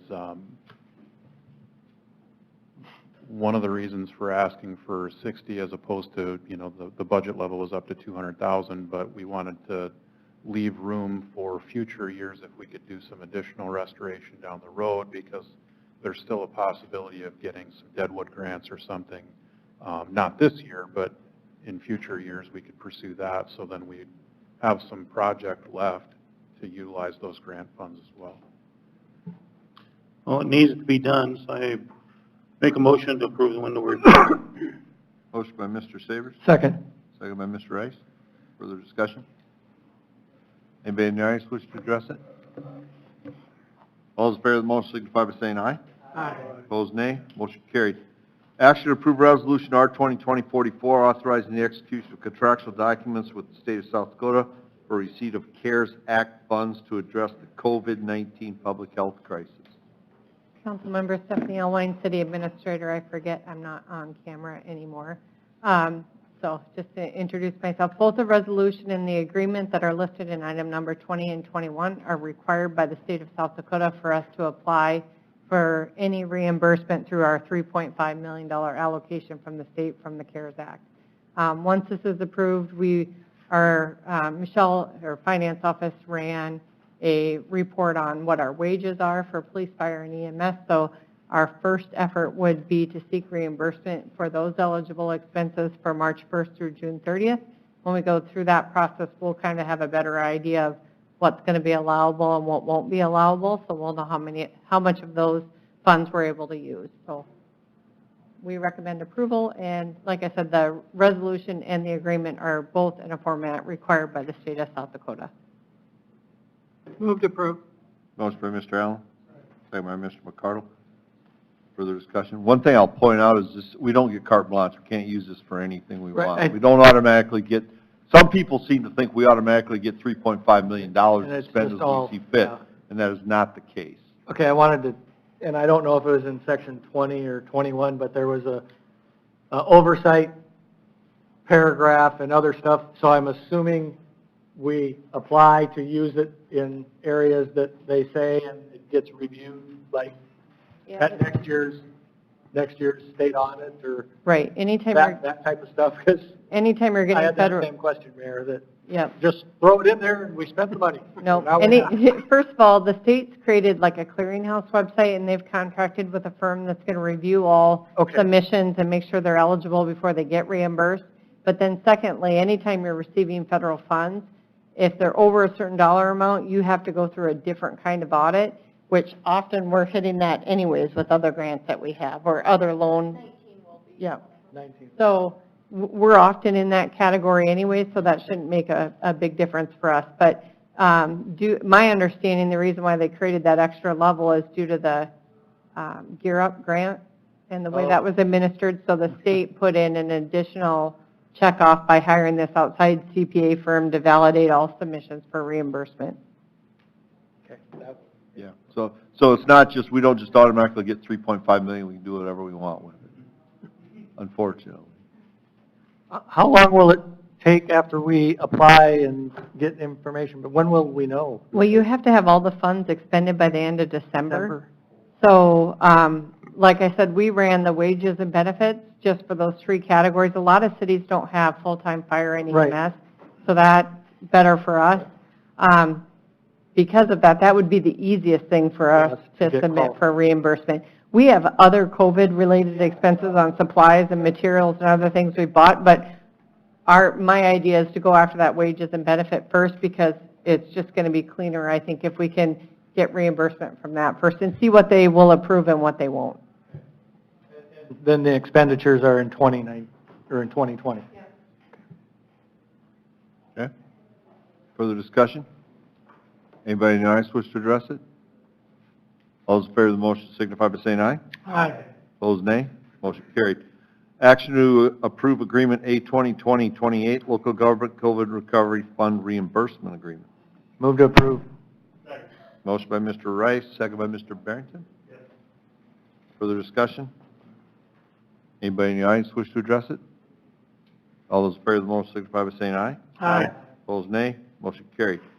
Action to approve Resolution R 2020-45, a plat of tract of Stratton's Addition in the south 940.5 feet of the southwest quarter of Section 1, Township 103 North, Range 61 west of the 5th Prime Meridian, Davidson County, South Dakota. Move to approve. Motion by Mrs. Jarks, Second. second by Mr. Allen. Further discussion? Did you want to say something, Mr. Schrader? Not unless you have any questions. Anybody else want to address this? All those in favor of the motion signify by saying aye. Aye. Opposed, nay. Motion carried. Action to approve Resolution R 2020-46, a plat of Lot 2 in the Track H Wild Oak Golf Club Addition to the City of Mitchell, Davidson County, South Dakota. Second. Motion by Mrs. Chark, second by Mr. Rice. Further discussion? All those in favor of the motion signify by saying aye. Aye. Opposed, nay. Motion carried. Action to approve Resolution R 2020-47, resolution amending the City of Mitchell water and sewer rates. Stephanie Elwine, City Administrator again. Just compiled the information that was discussed at last week's work session for council review. There's a couple different items in here that we could walk through if you would like, but the main item is the resolution. The resolution shows two different rate changes. The first one going into effect September 1st. Council could, of course, amend that to be whatever time frame that you choose. And the second one would be, oh, no, that's right, water and then 921 or 9120 sewer rates. And then the second set of rates would be May 1st for water and sewer rate changes. Included on the staff report, I did try to, hopefully it was somewhat able to be followed, walk through what the increases would be for each of those rate changes. You can see that all of those would be used for capital projects, but we did the water rate increase would be increasing the base rate by 97 cents, and then the unit rate by 25 cents for water in September of 2020.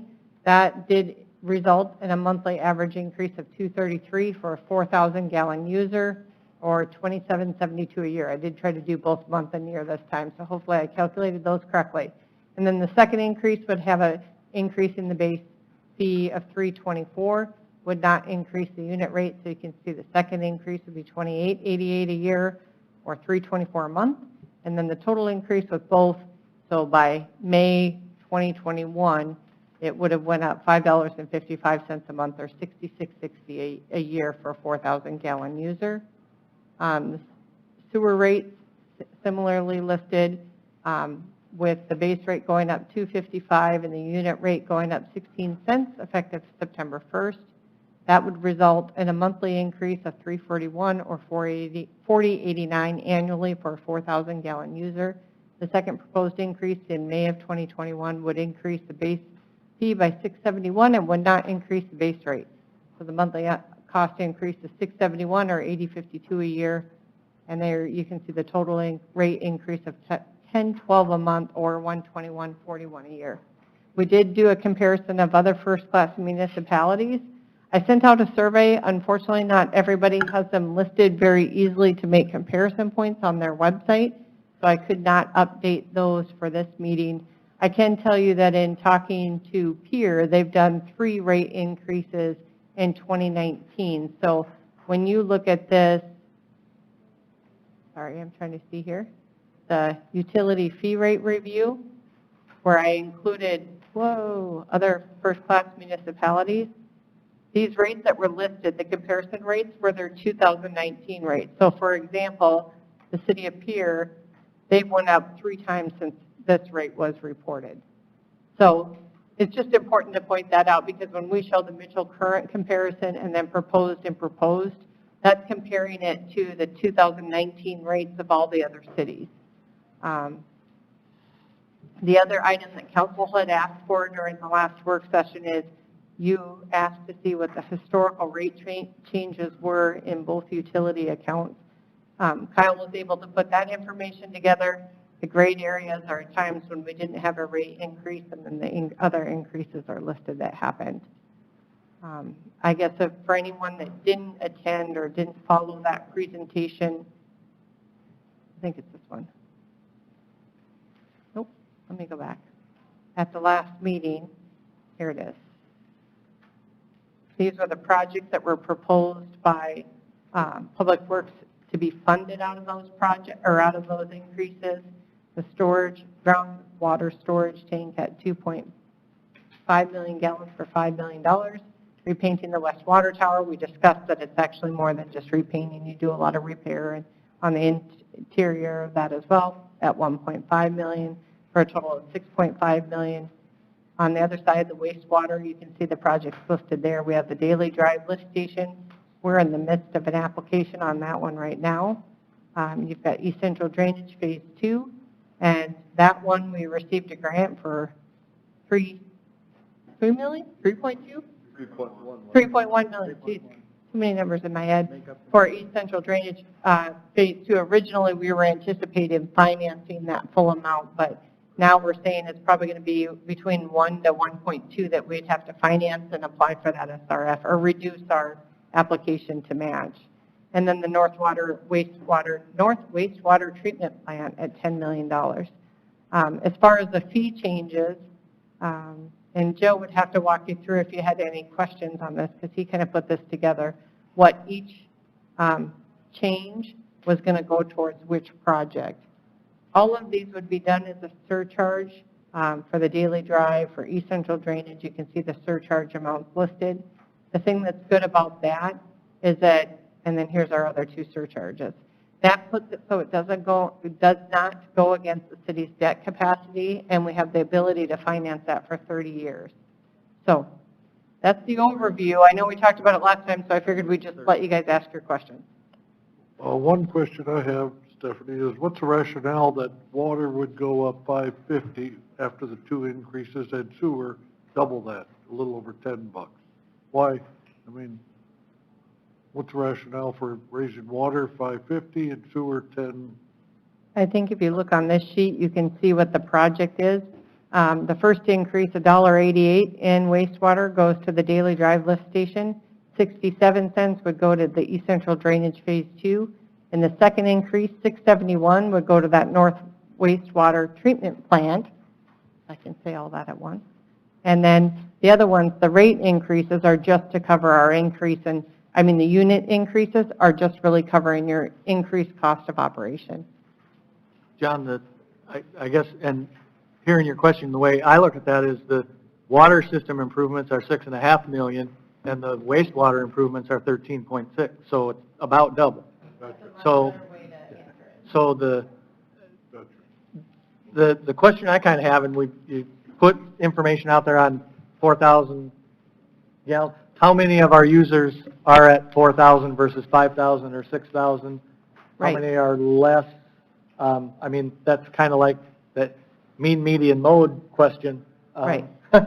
Is there anybody that's actually going to see that as their value increase, or it's all going to be higher or lower than that? Wait, the only thing that's going to make a difference is when those per unit charges go up. Right. Everyone experiences the base rate increase. Okay. So the ones that have base rate are flat, and right. The rest are the per unit. Okay. Right. And the reason why I pointed out the 4,000, 6,000 gallons is what that annual report that comes out and compares all of the rates of all the municipalities. They use 6? They use 6,000 gallons, and that's like an average family of 4, because I know Michelle pulled up the rates the last time we looked at this, or the usage, and I was close to that. I think I was like 5,800 or something, and I was a family of 4. Not you specifically, but council had asked at that time to look at what a two-person household would be, and that was closer to the 4,000. Okay. Which is why we had pulled that one up too as comparison point. Kind of the rule of thumb I was kind of asking about, is how that would compare. Okay.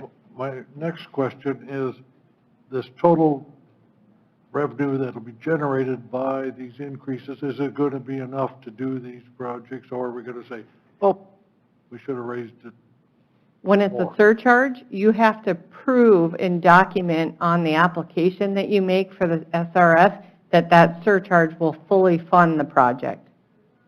That's part of the application process. So they go through a whole financial review with us, and as part of the application, before you can get the loan, you have to document that you have the surcharge matching what they need to service the debt. Okay, so devil's advocate for that. So we have a real wet summer a couple times and don't use any water, and we've seen that happen. If you look back, I think 2012, 2013, water use was just minimal in the summertime because we had tons of rain and we didn't have as much water revenue. That could potentially impact that surcharge. Right, but on the surcharge, those are a base rate. Right, I know, but if on the... You get charged that regardless of what your unit use is. Right, the surcharge part, but on the use part, if you don't use the water, Right, but the unit, we're not using the unit charge to pay for the debt. We're using the surcharge, which everybody gets Okay. charged per month regardless of the number of units you're using. Okay. Is that? Yep. Yeah, that's right. Okay. That's right. Okay. Yeah. My other question, deals with, the wastewater improvements, I think all of them are absolutely necessary, and there's probably some other ones that we don't have money and time for. But I still wonder about the west water tower and painting it. This is the third time we said and budgeted for painting the west water tower, and we've never done it. And in the previous two, there was never any information or mention of any valve things to be fixed or anything else. And in the water study that was done, we said the balance of the water towers was just fine. In fact, we said it happened within 3 or 4 hours of changing the balance in the water towers as we had usage. So I'm a little perplexed as to why all of a sudden now the west water tower needs to be done.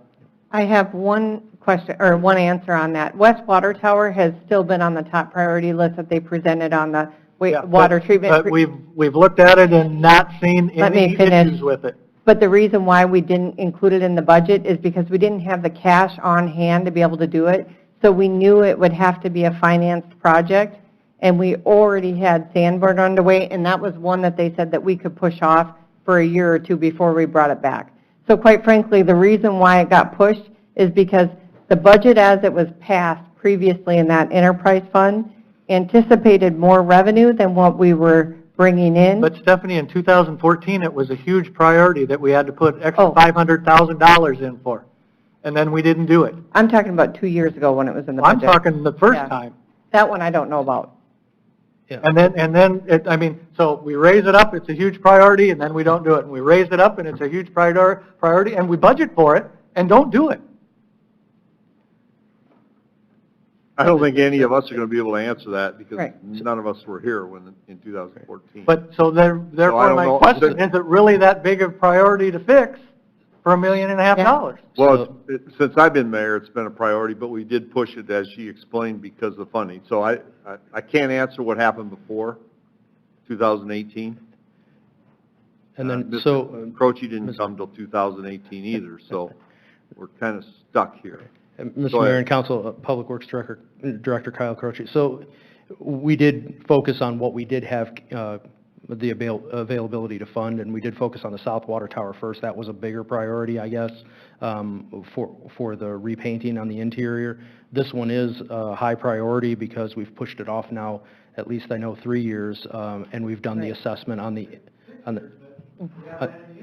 when we also looked at it, we also looked at the ability to drain the tower and isolate the valves, and that's where it came into where the valves totally need to be replaced. So the amount of money going from just repainting to a complete valve replacement really goes to the fact that, you know, it was from $800,000 to $1.5 million. So I think looking into it, we realized there was more repairs that were needed, there was more funding that was needed, and now we do have SPN on board for the design of that and the planning for the valve replacement for next year. And I'm just going to point out, this was on the 2018 presentation to council when we went after our water facility plan so that we would start to have access for the SRF financing programs. It's been listed since then. I couldn't speak to 2014, but. And so we have SPN on board for our consultants, so we're planning on doing the bidding and awarding this winter, so they could start next year. And I also think when we came up with the issues that were at the South Tower, that really made us look at what was going on the West Tower, because there was some preventative stuff that maybe hadn't been done or hadn't been paying attention to at the time with the mixer that we had. And then, I can't remember what the other issue was with the South Tower. It was the interior painting, but you're right, it was the interior coating and the painting, but. Nobody likes to raise rates, I understand that.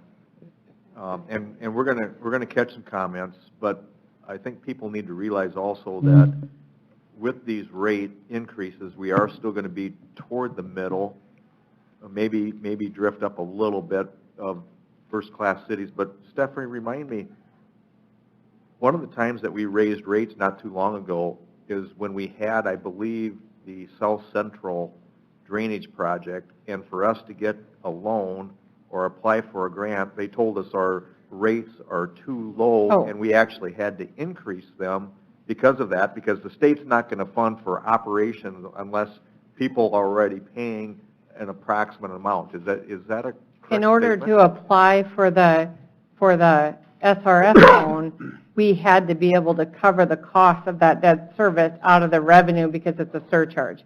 But we don't even qualify for grants. We're way too low to get any grants from the state. Our rates are too low to qualify for any grant. We gotta get up where Yeah, Harrisburg is. I think, Jeff, that goes back to you have to pay it out of the surcharge, the question of. Is there anybody outside that wants to speak to this? Doug? Is there anybody in the Corn Pal? Nope? Oh, wow. I had several emails on the rate increase question. Yeah, I had the one, and about where we sat within the first-class cities. And I asked Ms. Elwine to send that off to them, and I never heard back from them. So they thought we were going to be the highest, and we're not anywhere near the highest. We're still in the middle of the pack. I guess the other positive part I see of this, and it didn't happen in the past, at least till 2015 or 16, we used to take, well, we're designating exact water and sewer money for water and sewer projects. And we used to take water and sewer revenues and move it to wherever we wanted to move it to finance things. And lo and behold, then you didn't have money to repair water and sewer things. So at least these are designated, they have to actually financially, math-wise, make sense. The question, and I still have the concerns, and I brought it up in the past, of can we get it all done in the time frame that we say? And in my 8 years that I've been here, we budgeted 8 years and never got the projects done that we budgeted. Not in any of the years did we get all of the projects done. I guess, So I understand the concept, but I still have the concern that we're biting off more than we can chew. I think that's fair, very much so. The one, I think, good thing that the city can showcase is that Sanborn Phase 2 to 3, that 2-year project, was anticipated as a 2-year project. That was our first SRF loan that the city applied for. And, you know, that's worked out really well for us, and it also freed up some of that non-point source funds as well. And that one's been on schedule. So if nothing else, I would say, Steve, that the whole process of the SRF application, the loan application, and getting through DENR requires you to be at certain parts on the, certain steps of the project. Like you have to have so much of the design done. You have to go out for bid. Then you do this application. And so it kind of marches you through the process anyways. So we're going to know before you're into it if we're too far ahead of ourselves. Mr. Croce's driving his cruise like a chain gang. It's a little bit different than when we do it just all on our own finances. Following up on Steve's question real quick is, Stephanie, since you've been here, have we taken money out of that enterprise fund and put it into general? We discontinued that, I believe. I came in 14, you're doing the 15 budget, so 16 budget, we haven't done it since then. The enterprise funds have all went back to the utility improvements in those funds. There's a debt service payment that it has assisted with, but otherwise it's paying for utilities for those two funds.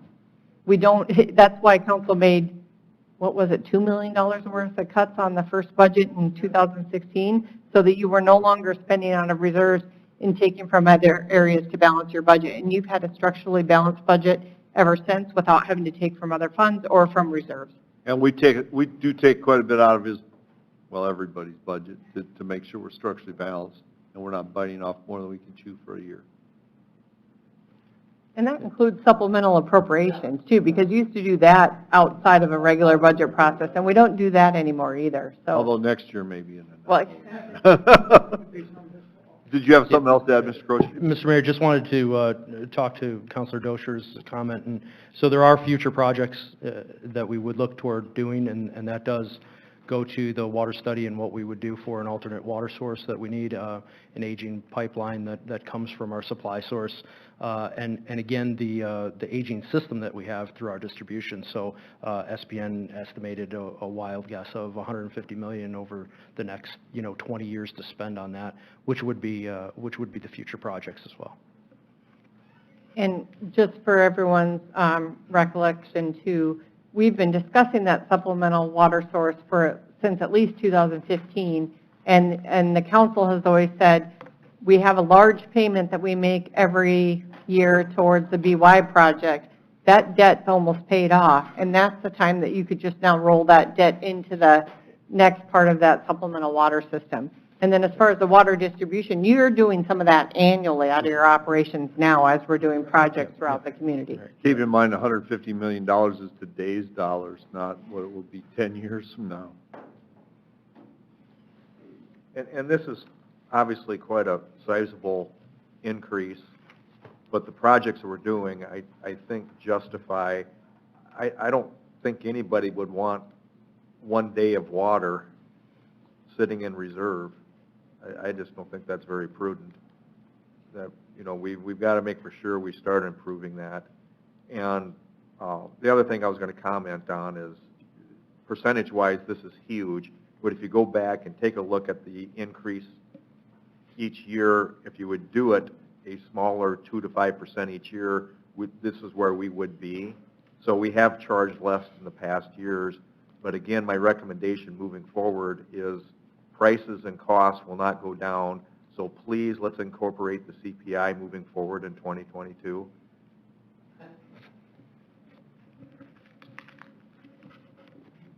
And especially those rate changes too that we get from BY.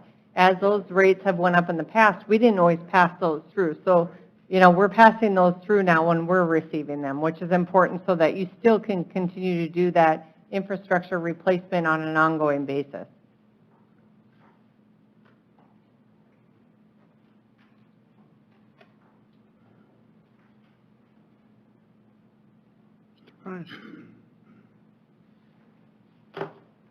I'll move approval of Resolution 2020-47. Second. Motion by Mr. Rice, second by Mr. Allen. Further discussion? Anybody in the audience wish to address it? Nobody out in the palace?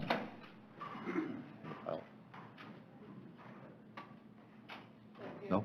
Okay, all those in favor of the motion signify by saying aye. Aye. Opposed, nay. Motion carried. We're adjourned. Mr. Rice, you want 5 minutes for work session, right? Sure. Here we go. Okay, ready? And I wrote this up before I got Stephanie's. Sorry.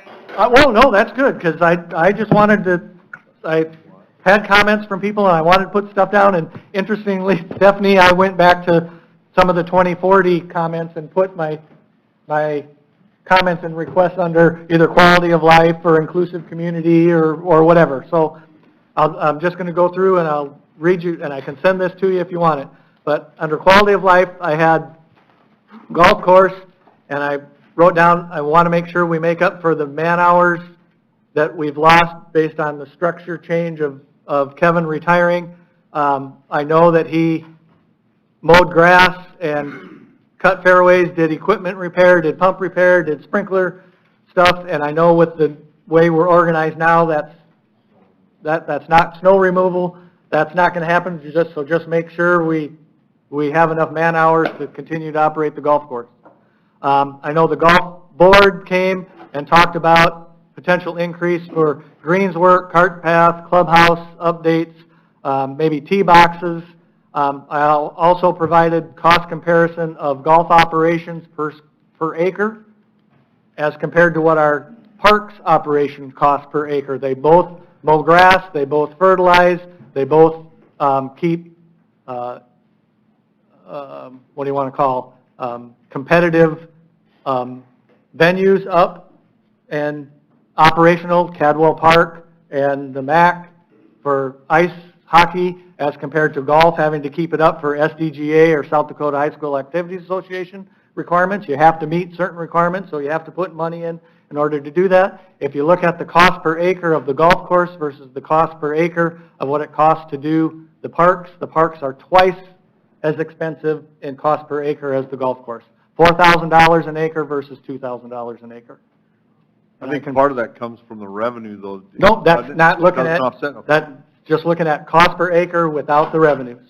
I've got the revenues figured in if you want to, and if you put. Well, there's no revenue for parks. Well, yes, yeah, there are. We have income at the MAC, we have income from baseball, we have income from. Well, but you have parks, quite a few parks in the city that. I've got the acres for every park. And that's what I'm saying. And what it Steve, is.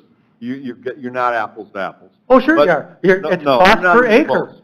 Cost per acre, why isn't that apples to Because, apples? well, you've got a revenue coming to the golf course, and that's what item 4 is to address some of But take the revenues out. And the parks are twice as much per acre. We did get a letter from the golf Yep, I know. committee on Yep. that, yeah. Yeah, I know, I prepared it. Oh, okay. Oh, okay. Okay? The one So thing if that you want the data and you want the pages of the budget that it came from, I can give that to you. Right, yep. Okay?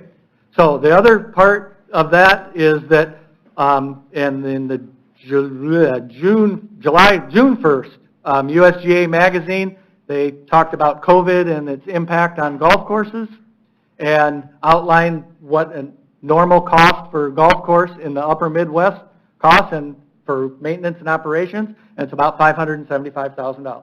And I can give you the link to that article if you'd like it. Okay, going on, inclusive community.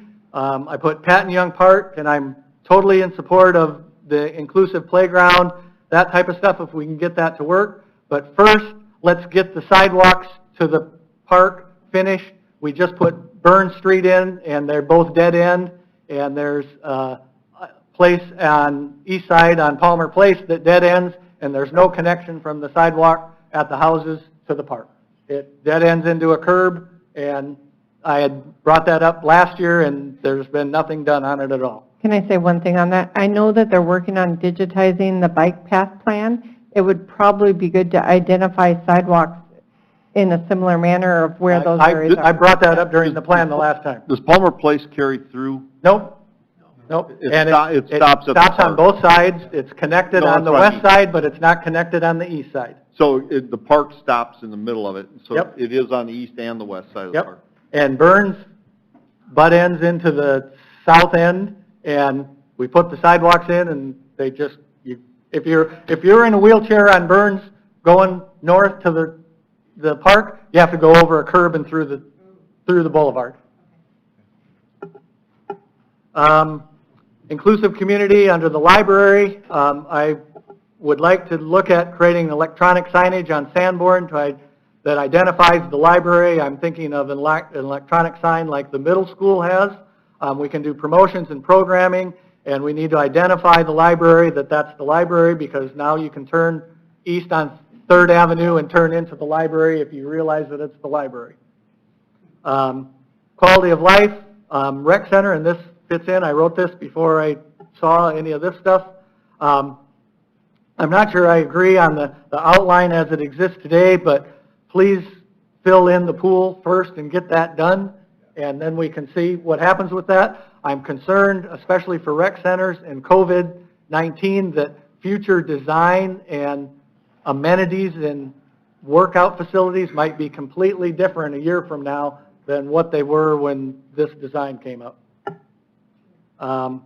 Lake beautification, and I put that under that list. I want to clean up the pond that's along Indian Village Road by... on the golf course there? Well, it's not The one golf course that's land, but by the the one you 11th... can't see. By the, right. Yeah, yeah. By the 11th hole, and the old boat launch, I call it. This area was brought to the attention of the North Dakota State people when they were here, but I didn't see it appear in any of their reports. I think we can start clearing the dead trees out of there with almost no effort or increase. We can use manpower and timing we have, just put effort toward it instead of maybe something else for a year. Get that cleared out. I know there's interest from the single track bike path people and interest from hiking trails in that area. There's also a brick, a rock wall that goes along inside, part of the inside of that pond that we could expose and maybe make as a place where people could be or walk as a trail. Are you talking the one you can't see or the one that's by Mr. Howman's house? No, the one that you can't see. Okay. It's nice and green and thick right now. I was walked down in there on Saturday. Pea soup, yep. And the last item I have, and it got brought up today and talked about, but on the lake beautification standpoint, make sure our wetland construction project at the west end stays on schedule and stays at the top of our priority. I think we have to show improvement there, and then, because I've been asked, oh, are you doing anything? You bought the land, you haven't done anything, you haven't done anything, you haven't done anything. And it's like, you might not have visibly haven't seen anything yet, but a lot of work is being done, and I think we need to show that. And I'm hoping in the next 18 months we can announce something or actually have some I'm dirt, hoping in the next 18 months you see a some dirt wetland moved there, yeah. or whatever, so that there's actual wetlands. And that got brought up today too. So those were the things that I have. I'll send you the whole thing with the links and everything else. So thank you for that 5 minutes. Is there anybody else? Since I took up all of your time during that, going through the previous discussions, were there other items that you wanted to discuss in more depth or ask questions on from this?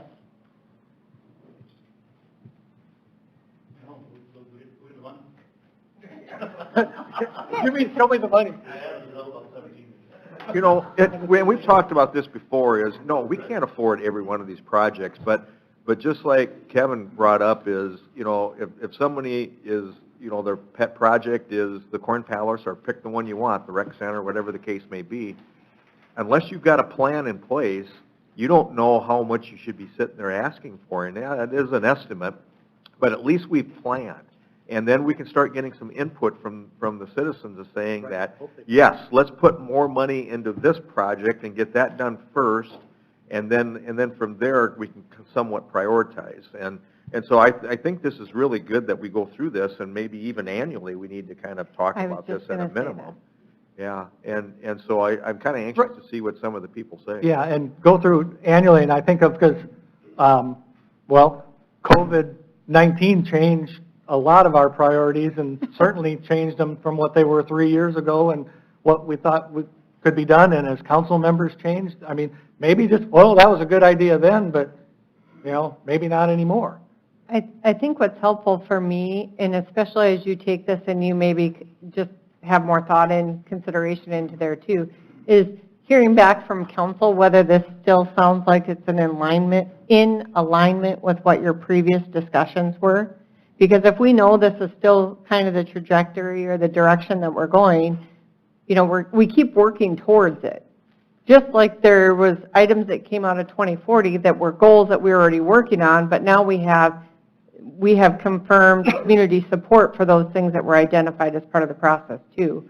So it's helpful for me because I can continue to say this is a priority we heard from council. It might not be happening next year, but it's in our 5 to 10 year range.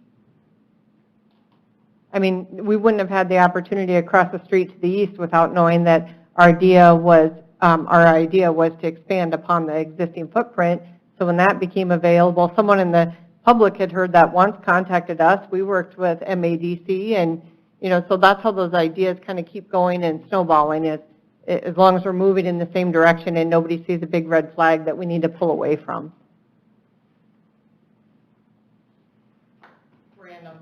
Remind us again of budgeting, the dates. Oh, man. August. We're in August, I know that. Well, and then, because the public, August for approval in September, how's that? yeah. I'm pulling it up right now. We always say, come see us in budget, and guess what? It's within a couple of weeks of Yep. being here, so we better be I've got prepared. your first work session on, let's see here, we have August 19th. Yep. We have, says a Wednesday, August Thursday. 20th, the 24th, and the 31st. Yep. So we have a Wednesday, Thursday, and then 2 Mondays set aside, 3 Mondays. Okay, I did. I will resend them to everybody, just make sure you have them. I'll just say update or something, so you all get it again. And remember, we pushed that back to kind of see how we were going to get through COVID. By then, we will have submitted at least our first CARES Act reimbursement request. We'll know where we're at with that and how that goes. We'll have a much better picture. Department heads were due last Friday, as were subsidies, so I got those in. We have a lot of new requests for subsidies. I'm going into the budget anticipating everybody's at last year's level at most, and no new, and you guys can put them back in or do what you need to do at the end. But for us to be able to start to look at where the balance is, I got to have a place to start. So kind of where we're at. It's always good when the president and the vice president get with you early, because it can shave a lot of hours off the time. Yep. I have no problem. You bet. I can do some cutting, that's not a problem.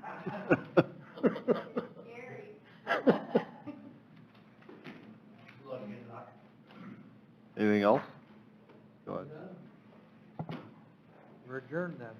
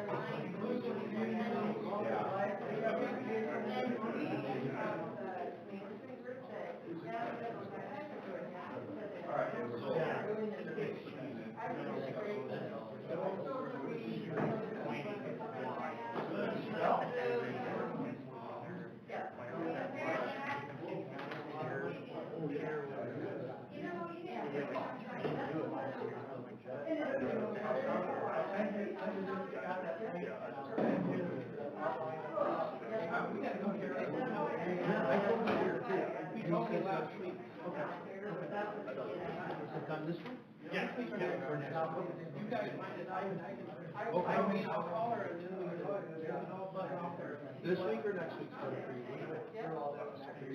think I'm hoping. Let's do it next week. Okay. You give me a couple of dates. Okay, okay.